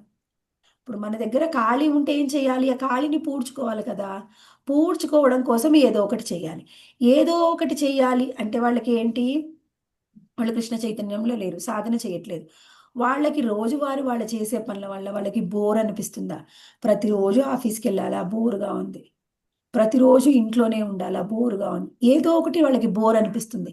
ఆ వెలితిని పూడ్చుకోవాలి. పూడ్చుకోవడం కోసం ఏం చేస్తారు? బయటికి వెళ్ళాలి, అక్కడికి వెళ్ళాలి, ఇక్కడికి వెళ్ళాలి, అది చూడాలి, ఇది చూడాలి, అది తినాలి, ఇది తినాలి. దానితోని ఆ వెలితిని పూడ్చుకోవడం కోసం వాళ్ళు ఎప్పుడు కూడా తాపత్రయపడుతూ ఉంటారు. అంటే ఏమిటి? ఎప్పటి వరకైతే మనం కృష్ణ చైతన్యంలో ఉండమో అప్పటి వరకు నీకు సెల్ఫ్ సాటిస్ఫాక్షన్ అనేది రాదు. కృష్ణ చైతన్యంలో ఉన్న వాళ్ళు సెల్ఫ్ సాటిస్ఫైడ్గా ఉంటారు. వాళ్ళకి సంతృప్తి అనేది ఉంటుంది. వాళ్ళకి ఖాళీ అనేది ఉండదు. ఈ విషయము భక్తులకు అర్థమవుతుంది. ఆ భక్తులకు చెప్పినా అర్థం కాదు. అర్థమవుతుందా అండి? Yes, అర్థం Mataji. కాదు. అర్థం కాదు మాతాజీ. వాళ్ళకి అర్థం కాదు. మనకేమి ఏం చెప్తున్నారు? అన్యాభిలాషిత శూన్యం. ఏ అభిలాషలు లేకుండా ఉండాలి. కానీ వాళ్ళు అన్యాభిలాషిత పూర్ణం. అన్ని అభిలాషలతోని ఎప్పుడు నిండిపోయి ఉంటారు. అలాంటి పరిస్థితి, వాళ్ళ పరిస్థితి ఎవరికి అర్థమవుతుంది? వైష్ణవులకు అర్థమవుతుంది. వైష్ణవులకు తప్ప వేరే వాళ్ళకి అర్థం కాదు. చెప్పినా వాళ్ళకి అర్థం చేసుకోలేరు. అందుకని మనం ఏం చేయాలి? మన యొక్క బాధ్యత ఏమిటి? ఏదైనా ఒక విధంగా మనము వాళ్ళని భక్తిలోకి తీసుకురావడం కోసం ప్రయత్నం చేయాలి. ఎందుకంటే పాపం వాళ్ళు 4 నియమాలు కూడా ఆచరించలేరు. మీరు ఎంత ప్రయత్నం చేయండి, ఇంతకు ముందు కంటే ఈ నాన్ వెజ్ తినేవాళ్ళు, మత్తు పదార్థాలు స్వీకరించేవాళ్ళు, అభద్ర స్త్రీ సంఘం చేసేవాళ్ళు ఎక్కువ అయిపోతున్నారు. అసలు ఎప్పుడైనా తగ్గుతున్నారా? ఒకప్పటి కంటే ఇప్పుడు చాలా ఎక్కువైపోయారు. ఇప్పుడు మరి భక్తులుగా మన బాధ్యత ఏమిటి? వాళ్ళకి కృష్ణ చైతన్యాన్ని ఆహ్, ఎలా పరిచయం చేయాలి. ఇప్పుడు కుటుంబ సభ్యులనుకోండి, కుటుంబ సభ్యులైతే చాలా మంచిగా మనము ప్రసాదాన్నివ్వచ్చు. ఏదో ఒక విధంగా వాళ్ళకి సుకృతినివ్వచ్చు. కానీ అభక్తులనుకోండి, వాళ్ళకి మనము సుకృతి ఎలా ఇవ్వాలి? వాళ్ళకి ఏ విధంగా అయినా కృష్ణ చైతన్యాన్ని కనెక్ట్ చేయాలి. ఏదో ఒక విధంగా. అప్పుడు వాళ్ళకి ఏం జరుగుతుంది? అప్పుడు కృష్ణుడు పరిచయం అయితేనే వాళ్ళలో ఉన్న ఖాళీ అనేది పూడుతుంది. మీ చుట్టుపక్కల వాళ్ళకి ఎప్పుడైనా మీరు మందిరం నుంచైనా ప్రసాదం తీసుకొచ్చి లేకపోతే ఇంట్లో అయినా మీరు తయారు చేసి భోగ కృష్ణకి ఆఫర్ చేసి అందరికీ ప్రసాదం ఇవ్వడం. వాళ్ళ ఇంటికెళ్ళి మనం వెళ్ళేటప్పుడు మంచిగా 16 మాలలు మార్నింగ్ ఫినిష్ చేసుకొని, భోగా చేసి కృష్ణుడికి ఆఫర్ చేసి, తిలక్ పెట్టుకొని అందరి ఇంటికెళ్ళి హరే కృష్ణ అని చెప్పి ప్రసాదం ఇచ్చి, విష్ చేసి వాళ్ళని మేము ఇట్లా క్లాసులు స్టార్ట్ చేస్తున్నామండి. భగవద్గీత క్లాసులు మీరు కూడా వినండి. నేను మీకు లింక్ షేర్ చేస్తాను. రండి మా ఇంటికి. అలా ఒక ఇద్దరు ముగ్గురు భక్తులు కలిసి వెళ్ళి ప్రసాదం ఇచ్చి, ఒక స్మాల్ బుక్ ఇచ్చి, మంచిగా మాట్లాడి క్లాస్‌లో కనెక్ట్ చేయాలి. ఎందుకంటే వాళ్ళు ఆల్రెడీ అనారోగ్య పరిస్థితిలో ఉన్నారు. కనీసం హాస్పిటల్‌కి కూడా రావట్లేదు. మనం కనీసం హాస్పిటల్‌లో ఉన్నాం. రోగం ఎప్పటికో ఒకసారి నయం అవుతుంది అనేది ఒక ఆశ. వాళ్ళకి అది కూడా లేదు. అందుకని వాళ్ళందరినీ కృష్ణ చైతన్యంలోకి మనం తీసుకురావడానికి ప్రయత్నం చేయాలి. అయితే ఇక్కడ మనము ఇప్పుడైతే ఈ ఖాళీగా ఉన్నవాళ్ళు ఎక్కువగా అభక్తులు ఏం చేస్తారంటే వాళ్ళు టీవీ చూడ్డానికి అలవాటు పడి ఉంటారు. టీవీలు, సీరియల్లు అలాంటివి ఎక్కువగా చూస్తూ ఉంటారు. ఇప్పుడు వాళ్ళకి ఈ టీవీ చూసే సమయాన్ని మనం ఏం చేయాలి? చిన్నప్పుడు మనకి పిల్లలు బొమ్మలతో ఆడుకుంటూ ఉంటారు. బొమ్మలతో ఆడుకున్నప్పుడు ఆహ్, పిల్లవాడు ఏం చేస్తాడంటే ఏదైనా ఒక బొమ్మని పడేసి ఏదో దగ్గరలో దొరికిందని ఏదైనా షార్ప్ ఐటెమ్ పట్టుకున్నాడనుకోండి. తల్లి ఏం చేస్తుందంటే వాడికి నచ్చేది ఏదైనా ఒకటి ఇస్తుంది. అప్పుడు వాడి చేతిలో ఉన్న షార్ప్ ఐటెమ్ ఆ చాకు గాని, బ్లేడ్ గాని ఏమైనా కుచ్చుకునేవి ఉంటే తీసేసుకుంటుంది. అంటే ఒకటిస్తే వాడి చేతిలో ఉన్నది పడేసి కొత్తది తీసేసుకుంటాడు. పాతది పడేస్తాడు. మనం కూడా వాళ్ళని ఆపేయండి, ఆపేయండి అంటే ఎంత ఆపమన్నా ఆపరు. వాళ్ళకి దానికి ఉన్నతమైంది ఇవ్వాలి. మీరు టీవీ చూసే వాళ్ళకి భగవద్గీత క్లాసునిస్తే ఇది విని అది ఆపేస్తారు. అంతే తప్ప టీవీ ఆపమని ఎంత చెప్పినా ఆపరు. సీరియల్స్ ఆపరు. బయటికి వెళ్ళడం ఆపరు. తప్పుడు పనులు చేయడం ఆపరు. దానికి రీప్లేస్‌మెంట్ మనం ఇవ్వాలి. ఇంకొకటి కొంతమంది ఏమో ఇది తమో గుణంలో ఉంటారు. కొంతమంది అజ్ఞానంలో ఉంటారు. ఇంకొంతమంది ఎలా ఉంటారంటే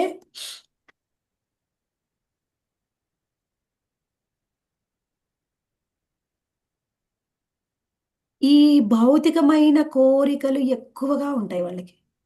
భౌతికమైన కోరికలు ఎక్కువగా ఉండి ఈ భౌతికమైన కోరికలు తీరకపోతే, ఎందుకంటే ఆ కోరికతోని వాళ్ళు ఏం చేసుకుంటారు, రిలేట్ చేసుకుంటారు, ఎక్కువగా సాంగత్యం పొంది ఉంటారన్నమాట. ఈ కోరిక నాకు తీరాల్సిందే, ఈ కోరిక ఏదైనా బాగా బలంగా ఉండిపోయి కోరిక తీరకపోతే తట్టుకోలేని పరిస్థితుల్లో ఉంటారు.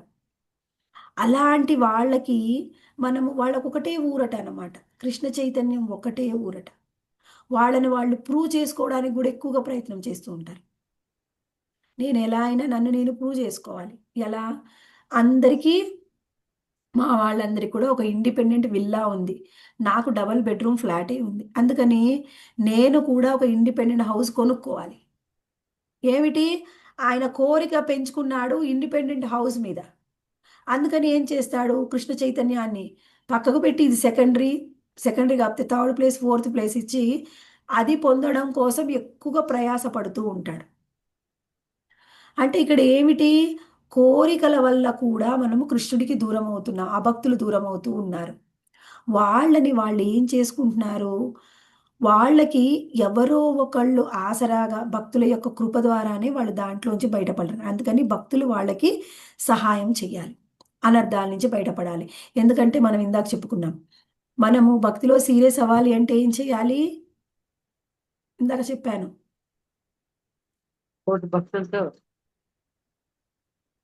మనము ఏదైతే ఆచరించాలి లోపల అని అనుకుంటున్నామో, చెప్పండి మాతాజీ.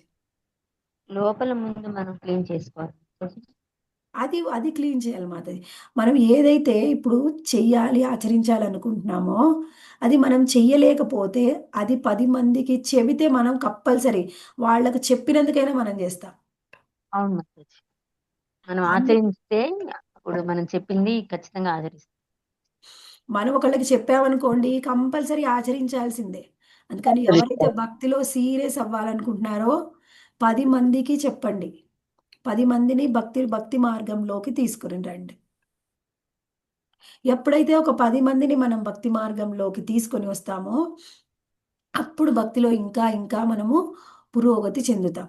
అప్పుడు మనలో ఉన్న అనర్థాలు, ఇప్పుడు మనం వాళ్ళకి ఏం చెయ్యొద్దు అని చెప్తున్నామో అది ముందు మనం చెయ్యకుండా ఉంటాం.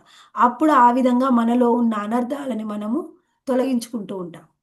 ఎవరికైనా ఉదయమే లేసి 16 మాలలు చెయ్యండి ఉదయమే అని చెప్తే, మీరు ఉదయం చేయకపోతే ఏం చేస్తారు మాతాజీ అప్పుడు? చెప్పినందుకైనా ఉదయం లేసి మీరు చేస్తారు ఫస్ట్. అవునా? అవును మాతాజీ. సాధనలో ఆ, పురోగతి చెందాలి అంటే చెప్పాలి. అందుకని చెప్పడానికి ఎక్కువగా ప్రయత్నం చేయండి. మన చైతన్య మహాప్రభు అదే చెప్పారు. సోమరితనాన్ని వదిలిపెట్టి భక్తికి మనం ఫస్ట్ ప్రయారిటీ ఇచ్చి అందరికీ చెప్పడానికి ప్రయత్నం చేస్తే మనలో ఉన్న అనర్థాలు మనం పోగొట్టుకోవడానికి ప్రయత్నం చేస్తాం.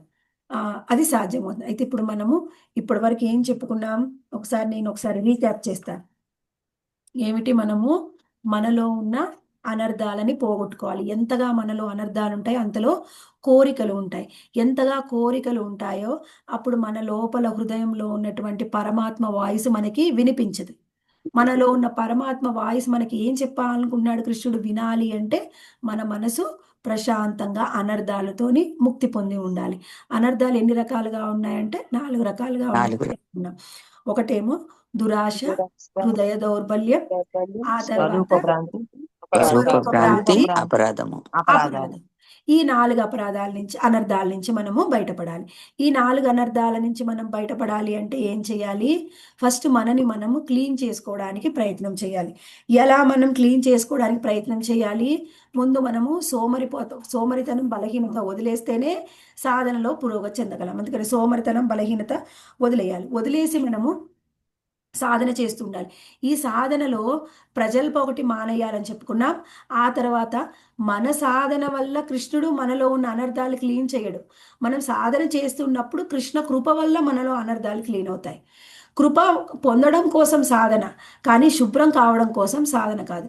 ఉదాహరణగా ఒక పిల్లవాడు నదిలో నీళ్ళల్లో పడితే ఆ పిల్లవాడు కాళ్ళు చేతులు ఆడించడం వల్ల ఎవరో ఒకళ్ళు రక్షిస్తారు, కానీ కాళ్ళు చేతులు ఆడించడం వల్ల ఆయన నదిలోంచి బయటికి రాలేడు.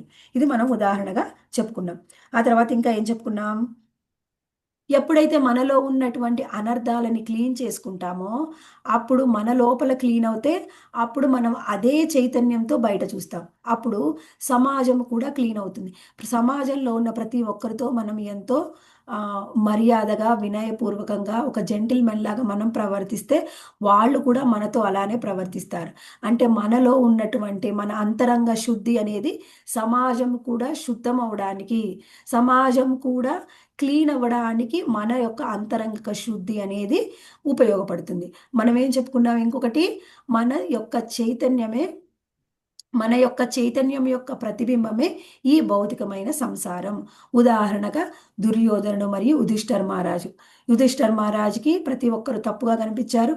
మనకి హా, దుర్యోధనుడు అందరూ యుధిష్ఠిర మహారాజుకి అందరూ కనిపిస్తే మంచి యుధిష్ఠర్ మహారాజుకి అందరూ కనిపించారు. ఆయన అజాత శత్రువు. ఇంకొకటి, ఎవరిలో అన్న చైతన్యంలో మార్పు రాకుండా ఎవరిని మనం మార్చలేము. చైతన్యంలో మార్పు వస్తేనే వాళ్ళలో మార్పు వస్తుంది. చైతన్యంలో మార్పు రావాలంటే యోగా, మెడిటేషన్ అలాంటి వాటి వల్ల కొంత మార్పు వస్తుంది. కానీ వాళ్ళలో ఉన్నటువంటి ఈ వాసనలు అనేవి పూర్తిగా పోవు. వాసనలు పోకుండా పూర్తిగా మన చైతన్యంలో మార్పు రాదు. చైతన్యంలో మార్పు అనేది కేవలం భక్తి యోగం ద్వారానే వస్తుంది. భక్తి యోగం ద్వారా వాళ్ళ యొక్క అంతఃకరణ శుద్ధి క్లీన్ అయ్యి వాళ్ళు ప్యూర్ అవుతారు. అయితే ఇక్కడ ఇంకొకటి తెలుసుకున్నాం, గుండిచా మార్జనం అనేది మన యొక్క అంతరంగిక శుద్ధి వలన మొత్తం సమాజ శుద్ధం ఎలా చెయ్యాలి అనేది మనకి చెప్తుంది. మనలో ఉన్నటువంటి ఈ అనర్థాలు, చివరిగా మనం చెప్పుకున్న పాయింట్ ఏంటి అంటే లాస్ట్ది ఏమిటి, మనలో ఉన్నటువంటి ఎన్నో గొప్ప విషయాలు ఉన్న అభక్తులకి 4 నియమాలు కూడా పాటించలేకపోతున్నారు. ఎందుకంటే వాళ్ళ మనసు అనేది సంతృప్తి చెందలేదు. వాళ్ళ మనసు ఏదో ఒక లోటు ఉంది. ఆ లోటుని భర్తీ చేయడం కోసం వాళ్ళు ఏం చేస్తున్నారు, బయట వ్యక్తుల్ని, విషయాలని, లేకపోతే బయటికి వెళ్ళాలని, అది చూడాలి, ఇది చూడాలి, అది తినాలి, ఇది తినాలి అంటే వాళ్ళు అన్యాభిలాషిత శూన్యంగా లేరు, అన్యాభిలాషిత పూర్ణంగా ఉన్నారు. వాళ్ళు బయట కోరికలే నేను అనే భావంలోనే ఉన్నారు. అందుకని వాళ్ళకి ఎప్పుడు కోరికలు తీరవో వాళ్ళు ఎక్కువగా బాధపడతారు, దుఃఖిస్తారు. అలాంటి వాళ్ళకి ఉన్నతమైనది ఇవ్వాలి. అప్పుడు వాళ్ళు తక్కువది అయినది దాన్ని వదిలేస్తారు. ఉన్నతమైనది ఎవరు ఇవ్వగలరు? ఎవరి దగ్గర ఏది ఉంటుందో అదే వాళ్ళు వేరే వాళ్ళకి ఇవ్వగలరు. భక్తుల దగ్గరే భక్తి ఉంటుంది, వాళ్ళకి మనం భక్తిని పరిచయం చేయాలి. ఎలా పరిచయం చేయాలి? భక్తులు ఎప్పుడు కూడా వాళ్లకు తోచినంతగా ఎదుటి వాళ్ళని భక్తిలోకి తీసుకురావడానికి ప్రయత్నం చేయాలి. అది ఎలా అంటే, నాకు శక్తి సామర్థ్యాలు లేవు మాతాజీ, నేను చెయ్యలేను అలా అనుకోకుండా, ఒక ఉడత భక్తినైనా రామచంద్రుడు స్వీకరించాడు, హనుమంతుడి భక్తినైనా రామచంద్రుడు స్వీకరించాడు. ఉడతా భక్తిగా మనం ఎంత చెయ్యగలమో మనం అంత చేసి ఎదుటి వాళ్ళని, అభక్తుల్ని భక్తి మార్గంలోకి తీసుకురావడానికి ప్రయత్నం చేయాలి. అలా వాళ్ళని తీసుకొస్తే నాకు వచ్చే లాభం ఏంటండి అంటే, ఎదుటి వాళ్ళకి చెప్పడం వల్ల మనలో సీరియస్నెస్ ఉంది, మనలో లోపాలని మనం సరిదిద్దుకొని మనం సాధనలో పురోగతి చెందుతాం. అందుకని మళ్ళీ ఇంకొకటి, మన ప్రభుపాదుల వారి యొక్క, మన గురు మహారాజు యొక్క కోరిక కూడా అదే. గురువుల యొక్క కోరిక, ప్రభుపాదుల యొక్క కోరిక అదే, అందరినీ కృష్ణ చైతన్యంలోకి తీసుకురండి. చైతన్య మహాప్రభు కోరిక కూడా అదే. అలా మనం వాళ్ళని కృష్ణ చైతన్యంలోకి తీసుకురావచ్చు, సేవ చేయొచ్చు, మనలో భక్తిలో పురోగతి తెచ్చుకోవచ్చు, మన అంతరంగ యొక్క శుద్ధి కూడా జరుగుతుంది. అందుకని మనము ప్రచారం చేయాలి, ఆ భక్తుల్ని భక్తిలోకి తీసుకురావాలి. అది ఈరోజు మనం డిస్కస్ చేస్తున్నాం. రేపు ఇంకా కొంచెం డీటెయిల్డ్గా గుండిచా మార్జనం గురించి ఇంకా తెలుసుకోవడానికి ప్రయత్నం చేద్దాం. Hare Krishna devotees, any questions, comments? Mataji ధన్యవాద ప్రణామ్ మాతాజీ. దండవత్ ప్రణామ్ మాతాజీ. మాతాజీ గుండిచా మార్జనం అంటే ఇది బాగుంది ఇది మాతాజీ, వాళ్ళు సంగ్రహము, చెప్పుకున్నది మనం అది అంతా అలా చాలా అనుకున్నామని బాగుంది. తత్వపరంగా ఇలా ఉంటుందనే విషయం అసలు ఎక్స్ట్రా గెస్ చేయలేదు మాతాజీ. ఉమ్. అసలు యథార్థంగా మమ్మల్ని ఎలా క్లియర్ చేసుకోవాలి, ఎలా అందరినీ చైతన్యంలోకి తీసుకురావాలని చాలా అద్భుతంగా ఉంది మాతాజీ. అసలు చాలా బాగుంది స్టోరీ మాతాజీ ఈ క్లాస్. వర్షన్ లో ఉంటుందని అనుకోలేదు మాతాజీ. ఆ పేరు వింటే అసలు గుండిజా మందిరం ఎలా, అసలు దాని గురించి వివరణ ఉంటుంది ఆ మందిరం గురించి అనుకున్నాం, కానీ అసలు మన హృదయంలో మార్పు కలగాలి, చైతన్యంలో మార్పు కలగాలని కొత్తగా అనిపించింది. చాలా మంచి టాపిక్ మాతాజీ. ఇది కొత్త టాపిక్ మాతాజీ, మనం ఇన్నాళ్ళు లోతుగా చెప్పుకోలేదు, ఉంది, కానీ ఇది చాలా బాగుంది. మనలో తత్వపరంగా ఉన్న ఉంది అనర్థాలు ఎలా అనిపించింది నాకు. తొలగిపోవాలి అన్నది కూడా బాగా అర్థమైంది మాతాజీ. మనలో ఉన్న అనర్థాలు తొలగడం వల్ల అవతల వాళ్ళలో ఉన్న అనర్థాలు కూడా మనం చూడకుండా ఉంటామన్నది చాలా బాగుంది మాతాజీ. మనలో ప్యూరిఫికేషన్ ఉంటేనే అవతల వాళ్ళలో కూడా మనం బలహీనతల్ని కూడా మనం మంచివి చూస్తాము అన్నది చాలా బాగుంది మాతాజీ, అద్భుతంగా చెప్పారు. హరే కృష్ణ మాతాజీ. హరే కృష్ణ తత్వపరంగా మాతాజీ. అనుకోలేదు ఒక స్టోరీ అనుకున్నాము అది పేరు విని, ఆ, కానీ తత్వపరంగా అనేది క్లాస్ లో విన్న తర్వాత అర్థమైంది మాతాజీ. ఇంతకు ముందు రథయాత్ర నేను చెప్పాను మాతాజీ, గుండిచా మార్జనం చైతన్య మహాప్రభు లీల, అది ఇంతకు ముందు చెప్పుకున్నా. ఇప్పుడు మాత్రం దాంట్లో మనకి ఏ మార్పు రావాలి అనేది మాత్రం ఈ రోజు డిస్కస్ చేసుకున్నాం. జగన్నాథ రథయాత్ర ఉద్దేశాలు అంటే నేను వేరే అనుకున్నాను మాతాజీ. అంటే ఆ రథయాత్ర గురించి ఏమో అనుకున్నాను, అంటే డిసప్పాయింట్ జగన్నాథుడి గురించి. చేశారా మాతాజీ కథ చెప్పకుండా ఆ, నాకు? చాలా మంచి గుండిజ మార్గం అనగానే మాత్రం మార్జినం అనగానే ఎవరు చైతన్య, ఎవరు జగన్నాథ్ బలదేవ్ సుభద్రమేళ అక్కడికి వెళతారు అన్న ఇదే తప్పు, ఇదంతా తెలియదు మాతాజీ. ఇదంతా మటుకు చాలా అద్భుతంగా ఉంది, చాలా మార్జిన్ బాగుంది అంటే మాతాజీ. అంటే మాతాజీ ఆ గుండిజ మార్జనం ద్వారా మమ్మల్ని ఎట్లా ప్యూరిఫై చేసుకోవాలి ఆ అది మీరు కంపేర్ చేసుకుంటూ చెప్పారు కదా, అలా అది తత్వపరంగా ప్రతిదీ తెలుసుకోవాలనేది ఈ రోజు క్లాస్ ద్వారా అనిపించింది మాతాజీ. హరే కృష్ణ. అంటే ఏదైనా అంతే మాతాజీ, మనకి మన ఆచార్యులు మనకి ఏ విషయంలో అయినా తత్వమే చెప్పడానికి ప్రయత్నం చేస్తారు. అందుకనే మనం ఏం చెప్పుకున్నాం, కృష్ణుడు ఏమన్నాడు, జన్మ కర్మచ మే దివ్యం ఏవం యోవేతి తత్వతః అన్నాడు. ఎస్ మాతాజీ. తత్వపరంగా తెలుసుకుంటేనే కృష్ణుని మనం అర్థం చేసుకోగలం. అవును. ఎస్ మాతాజీ. అంత మాతాజీ కృష్ణ. ఇది ఈ రోజు చెప్తుంటే ఫస్ట్ అధ్యాయంలో పరం దృష్ట్వా నివర్తతే, ఇవన్నీ కూడా రిపీట్ అయినట్టుగా అనిపించింది మాతాజీ. హృదయ అది దౌర్బల్యం మనకు ఇవన్నీ కూడా శుష్కమైన సెకండ్ దాన్ని చాప్టర్ లో ఉన్నవే మాతాజీ. ఆ, శుష్కమైన దాన్ని ఎప్పుడైతే ఉన్నతమైన దాన్ని కనుక రసాస్వాదన చేస్తే శుష్కమైనవి పనికిరానివి వదిలిపెడతామని మీరు ఇందా చెప్పారు కదా, బిడ్డకి ఏదైనా చాకులాంటి చేతిలో పెట్టుకుంటే ఆయనకి ఇష్టమైనది ఇస్తే అది వదిలిపెడతాడని, అలా మనకు కూడా ఉన్నతమైనది ఇస్తే మిగిలినవన్నీ భౌతికమైన తుచ్చమైనవి అవుతాయనేది ఆ పరం దృష్ట్వా నివర్తతే అని చెప్పారు కదా ఫస్ట్ అధ్యాయంలో, అది గుర్తొచ్చింది మాతాజీ. హరే కృష్ణ. హరే కృష్ణ. మాతాజీ ఈ రోజు వారం రోజుల నుంచి నేను బద్ధకం అనే దాని గురించి నా గురించే వచ్చింది అనిపించింది మాతాజీ. మార్నింగ్ అంటే నాకు ప్రాజెక్ట్ వర్క్ వల్ల నైట్ వైరాగ్యము విరక్తి అంటే చాలా వ్యత్యాసం ఉంది మాతాజీ. ఆ, ఒక చిన్న ఉదాహరణ, ఎలా మనం ఎప్పుడు చిన్నప్పుడు కూడా ఒక కథ వింటూ ఉంటాం. ఒక మేక ద్రాక్ష పళ్ళని పొందడానికి ప్రయత్నం చేస్తుంది. చిన్నప్పుడు విన్నారుగా ఈ కథ అందరూ.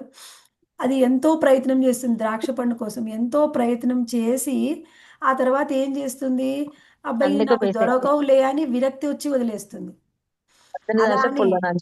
అలా అని ద్రాక్ష పుల్లన అని అంటుంది, కాకపోతే అది ఒక విరక్తి అనమాట, ఈ నాకు అందవులే అని వదిలేస్తుంది. కానీ అక్కడి నుంచి పక్క నుంచే వెళ్ళే వాళ్ళు ఇంకొకరు అసలు ఆ ద్రాక్ష పళ్ళు తినాలనే అనుకోరు. తినాలనే భావనే, అది నాకు కావాలనే భావనే లేకపోవడం వైరాగ్యము. అది నాకు దొరకట్లేదు కాబట్టి నేను వద్దనుకోవడం విరక్తి. ఓకే.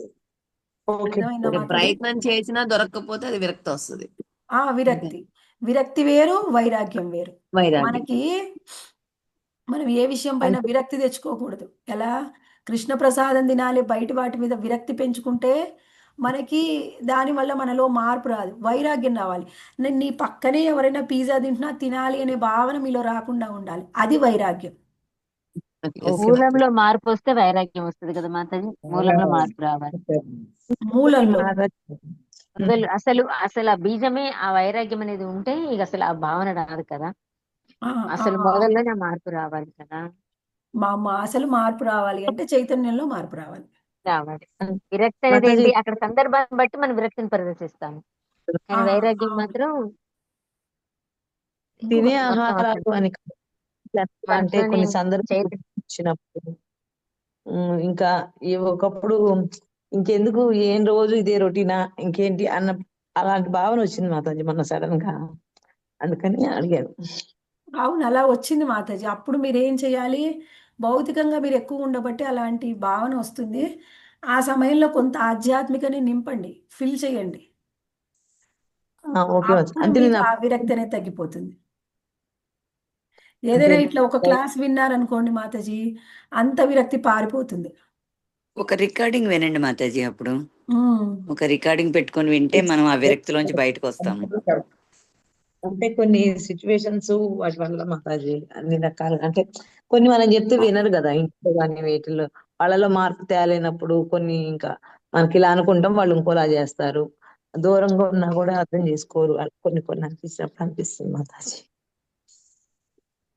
మాతాజీ అప్పన్న ప్రభు కొంట్లో బాగాలేదట, మనం ప్రేయర్ చేద్దాం మాతాజీ. హరే కృష్ణ. ఓకే చేద్దాం మాతాజీ, క్లాస్ లాస్ట్లో చేద్దాము. ఓకే. ఇంకా ఎవరికైనా క్వశ్చన్ అండ్ ఆన్సర్స్ ఏమైనా ఉన్నాయా అండి? మాతాజీ, చెప్పండి ప్రభు. మనకు అనుకున్నది ఎక్కువ దొరికినా కూడా దాని మీద కూడా విరక్తి అవుతుందిగా మాది. ప్రభుజీ మళ్ళీ ఒకసారి అడగండి ప్రశ్న. మనకి దాని మీద కోరుకుంటది, అది ఎక్కువగా దొరికినా కూడా దాని మీద విరక్తి కూడా చెందొచ్చు కదా, ఇట్లా కూడా వెళ్ళొచ్చు కదా. మాతాజీ ప్రభుజీ ఏమన్నారు? మనం ఒక వస్తువు మీద, ఒక తినుబండాల మీద కోరిక ఆ. కలుగుద్ది, అది ఎక్కువ తిన్నప్పుడు కూడా దాని మీద కూడా విరక్తి వెళ్ళొచ్చు కదా, విరక్తి భావం. ఎక్కువ తింటే మాతాజీ, ఎక్కువ తింటే దాని మీద అర్థమైంది. విరక్తి ఇప్పుడు పుడుతుంది. మీకు అదే నేను ఉదాహరణగా, మీరు ఒక రోజు గులాబ్ జాములు అంటే ఇష్టం అనుకోండి, ఒక రోజు 5-6 తింటే మీకు విరక్తి వస్తుంది. ఎన్ని రోజులు వస్తుంది ఒక విరక్తి? 1 నెల రోజులు, 2 నెలలు, 3 నెలలు, 6 నెలలు వస్తుంది. ఆ తర్వాత మళ్ళీ మీకు దాని మీద కోరిక అనేది వస్తుంది. తినాలనిపిస్తుంది. మధ్యలో అది గ్యాప్ విరక్తి. ఇచ్చేసి అది విరక్తి. వైరాగ్యం అంటే అసలు గులాబ్ జామ్ కావాలని అనిపించకపోవడమే వైరాగ్యం.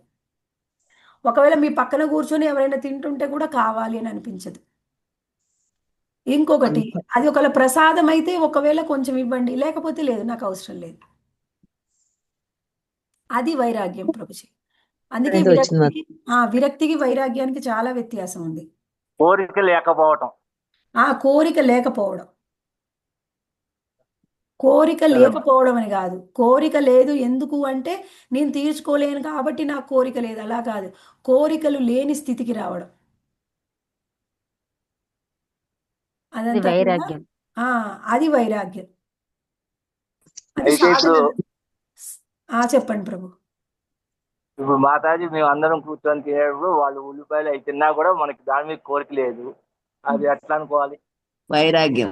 అంటే మీకు ఆల్రెడీ ఆనియన్ గార్లిక్ మీద ఇంట్రెస్ట్ అనేది పోయింది, మీకు ఇంకా దాని మీద ఇంట్రెస్ట్ లేదు అని అర్థం.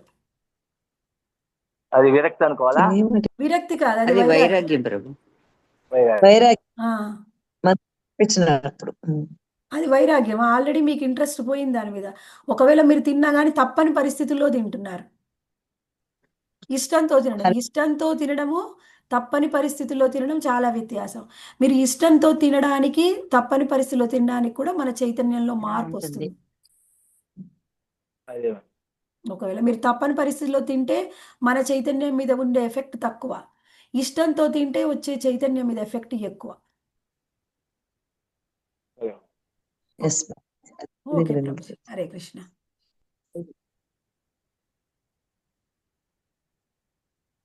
ఓకే.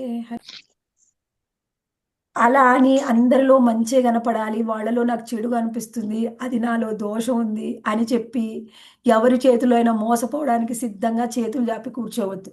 కొంచెం తెలివితేటలు కూడా యూజ్ చేయండి. మనలో ఆ భావం లేకపోవడం వేరు, ఒకవేళ వాళ్ళలో ఉంది అని తెలిస్తే ఓకే, ఎందుకు మనకు కొంచెం దూరంగా ఉందాం, అనేది మనం చూసుకుందాం, జాగ్రత్తగా ఉందాం, అది వేరే. అంతే తప్ప వాళ్ళని విమర్శించే దృష్టి కూడా ఉండకూడదు. మనసులో కూడా కొంత కూడా విమర్శ అనేది రాకూడదు. అప్పుడు మనలో ఆ లోపం పోయినట్టు, అలా అనర్థంలోంచి బయటపడ్డట్టు. అలా అని మాతాజీ అలా చూడకూడదు అన్నారు కదా అని అందరినీ మంచిగా చూస్తాను, మోసం చేసేవాడిని కూడా మంచిగా చూస్తాను, అలా అనుకోకండి.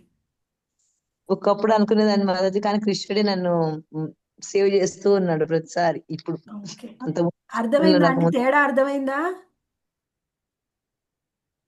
మాతాజీ? ప్రభుజీ మాతాజీ కృష్ణుడికి సరెండర్ అయిన వాడికి అది అర్థమవుతుంది మాతాజీ. సరెండర్ అయిన వాళ్ళకి అర్థమవుతుంది అది అనిపిస్తుంది. Yes, అది అంటే కొంచెం నేను సరెండర్ ఎక్స్పీరియన్స్. అవ్వలేదు మాతాజీ, అందుకే నాకు అర్థం కాలేదు, మీరు చెప్పినట్టు చేసి అలా అనకండి. కొంచెం కొంచెం అలా తెలివితేటలు అంటారు. కూడా యూజ్ చేయండి.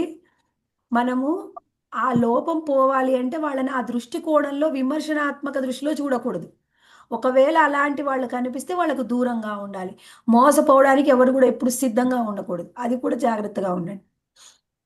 ఏదైనా మాతాజీ పాజిటివ్ గా ఆలోచిస్తే పాజిటివ్ గా అర్థమవుతుంది, లేదంటే మీరు అన్నట్టు నెగిటివ్ నే వస్తాయి అన్ని. నెగిటివ్ అలా చెప్పారు కదా అని నేను ఎవరు నా దృష్టిలో చూడనండి, అలా అనకండి మళ్ళీ. అట్లా. ఓకే. ఓకే, హరే కృష్ణ. ఈ హృదయ దౌర్బల్యంలోంచి బయటపడాలి అంటే మాతాజీ, మన కృష్ణ చైతన్యంలో మనం ఇంకా స్ట్రాంగ్ అయిపోవాలి, ఇంకా కన్విక్షన్ బాగా రావాలి. ఎంత స్ట్రాంగ్ కన్విక్షన్ వస్తుందో అంతగా మనం హృదయ దౌర్బల్యంలోంచి బయటికి రాగలం. దీనికి ఫస్ట్ స్టెప్ ఏంటంటే హియరింగ్ మాతాజీ. ఎంత బాగా మనము శ్రవణం చేస్తామో అంత బాగా కన్విక్షన్ పెరుగుతుంది. ఇప్పుడు మనము అసోసియేట్ అయ్యే డివోటీస్ కూడా మనము స్ట్రాంగ్ కన్విక్షన్ ఉన్న డివోటీస్తోని అసోసియేట్ అయితే మనకి అదే కన్విక్షన్ క్యారీ అవుతుంది. అప్పుడు మనం హృదయ దౌర్బల్యం నుంచి బయటికి రాగలం. ఎలా? నేను ప్రసాదం తీసుకోకుంటే వేరే తీసుకుంటే నా చాంటింగ్ ఎఫెక్ట్ అవుతుంది అనే ఫీలింగ్ మనకు ఉంటే మనం ప్రసాదం కాకుండా వేరేది తీసుకోము. ఇప్పుడు ఆ స్ట్రాంగ్ కన్విక్షన్ లేకపోతే ఏమవుతుంది? ఒకసారి తీసుకుందాం, రెండుసార్లు తీసుకుందాం, కాసేపు టీవీ చూస్తే ఏమవుతుంది, కాసేపు యూట్యూబ్లో వీడియోస్ చూస్తే ఏమవుతుంది అనిపిస్తుంది. ఇది అనేది కన్విక్షన్ పెరగాలి అంటే మనకి శ్రవణం మాతాజీ. శ్రవణం ఎంత స్ట్రాంగ్గా ఉంటే మనకు అంతగా కన్విక్షన్ వస్తుంది. Okay devotees? Okay Mataji. Hare Krishna. Hare Krishna Mataji. ప్రసాదం విషయంలో సెన్సెస్ కంట్రోల్లో ఉన్న ఈ స్మార్ట్ ఫోన్ తో అది థింకింగ్ ఎలా ఉందంటే ఓన్లీ ప్రసాదం లోపలికి వెళ్ళుద్ది అన్నట్టుంది, కానీ మైండ్ ఈ చూడడానికి మైండ్ డిస్టర్బ్ అవుద్ది అనేది ఆ కన్విన్స్ రావట్లేదు. అది మాతాజీ చిన్నగా వస్తుంది మాతాజీ, ట్రై చేయండి. మనం ఏం చూస్తున్నాము, ఏం మాట్లాడుతున్నాము, ఎవరితో అసోసియేట్ అవుతున్నాము, ఏం తింటున్నాము, మనం తీసుకునే ప్రతి ఒక్కటి కూడా మన చైతన్యం మీద ఎఫెక్ట్ చూపిస్తుంది. దాన్ని ఓవర్కమ్ చేసిన వాడి దగ్గర ఉంటేనే హాయి ఉంటుంది మాతాజీ. భగవద్గీతలో ఓన్లీ ప్రసాదం గురించి అది పాపం పూజిస్తాం అది మైండ్ లో ఫిక్స్ అయిపోయింది, కానీ ఆయన పాపం ఫోన్ అప్పుడు లేదు కదా, అందుకని ఫోన్ గురించి కూడా యాడ్ చేసుకుంటే బాగుండేది. ఇప్పుడు మనం యాడ్ చేసుకోవాలి ఇంకా. హరే కృష్ణ మాతాజీ. ఇప్పుడు నేను హరే కృష్ణ మాతాజీ, దండ ప్రణామం. రోజుకొక మాల బాబు పేర హరే కృష్ణ మహామంత్రం జపం చేయండి మాతాజీ. ఎవరు ప్రశ్న అడిగారు మాతాజీ? ఎవరు మీరు? మీ పేరు చెప్పగలరా? హరే కృష్ణ. ఇందాక బాబు మాతాజీకి చెప్పినట్టు టీవీ చూస్తున్నా. మాతాజీకి ఆన్సర్ ఇచ్చారు, మాల చెయ్యండి ఆ బాబుకి అని, బాబు పేరు మీద. ఓకే ఓకే, చాలా వరకు మాతాజీ ఎవరు బాగానే చెప్పారు. ఒక మాల అంటే చెయ్యండి మాతాజీ, మాల చేస్తే మంచిది. సరే మాతాజీ. హరే కృష్ణ. చేస్తే వాళ్ళ అబ్బాయితో కూడా చేపించొచ్చుగా మాతాజీ. చేసేటప్పుడు చేసేవాడు మాతాజీ, ఇప్పుడు చేస్తున్నా కూడా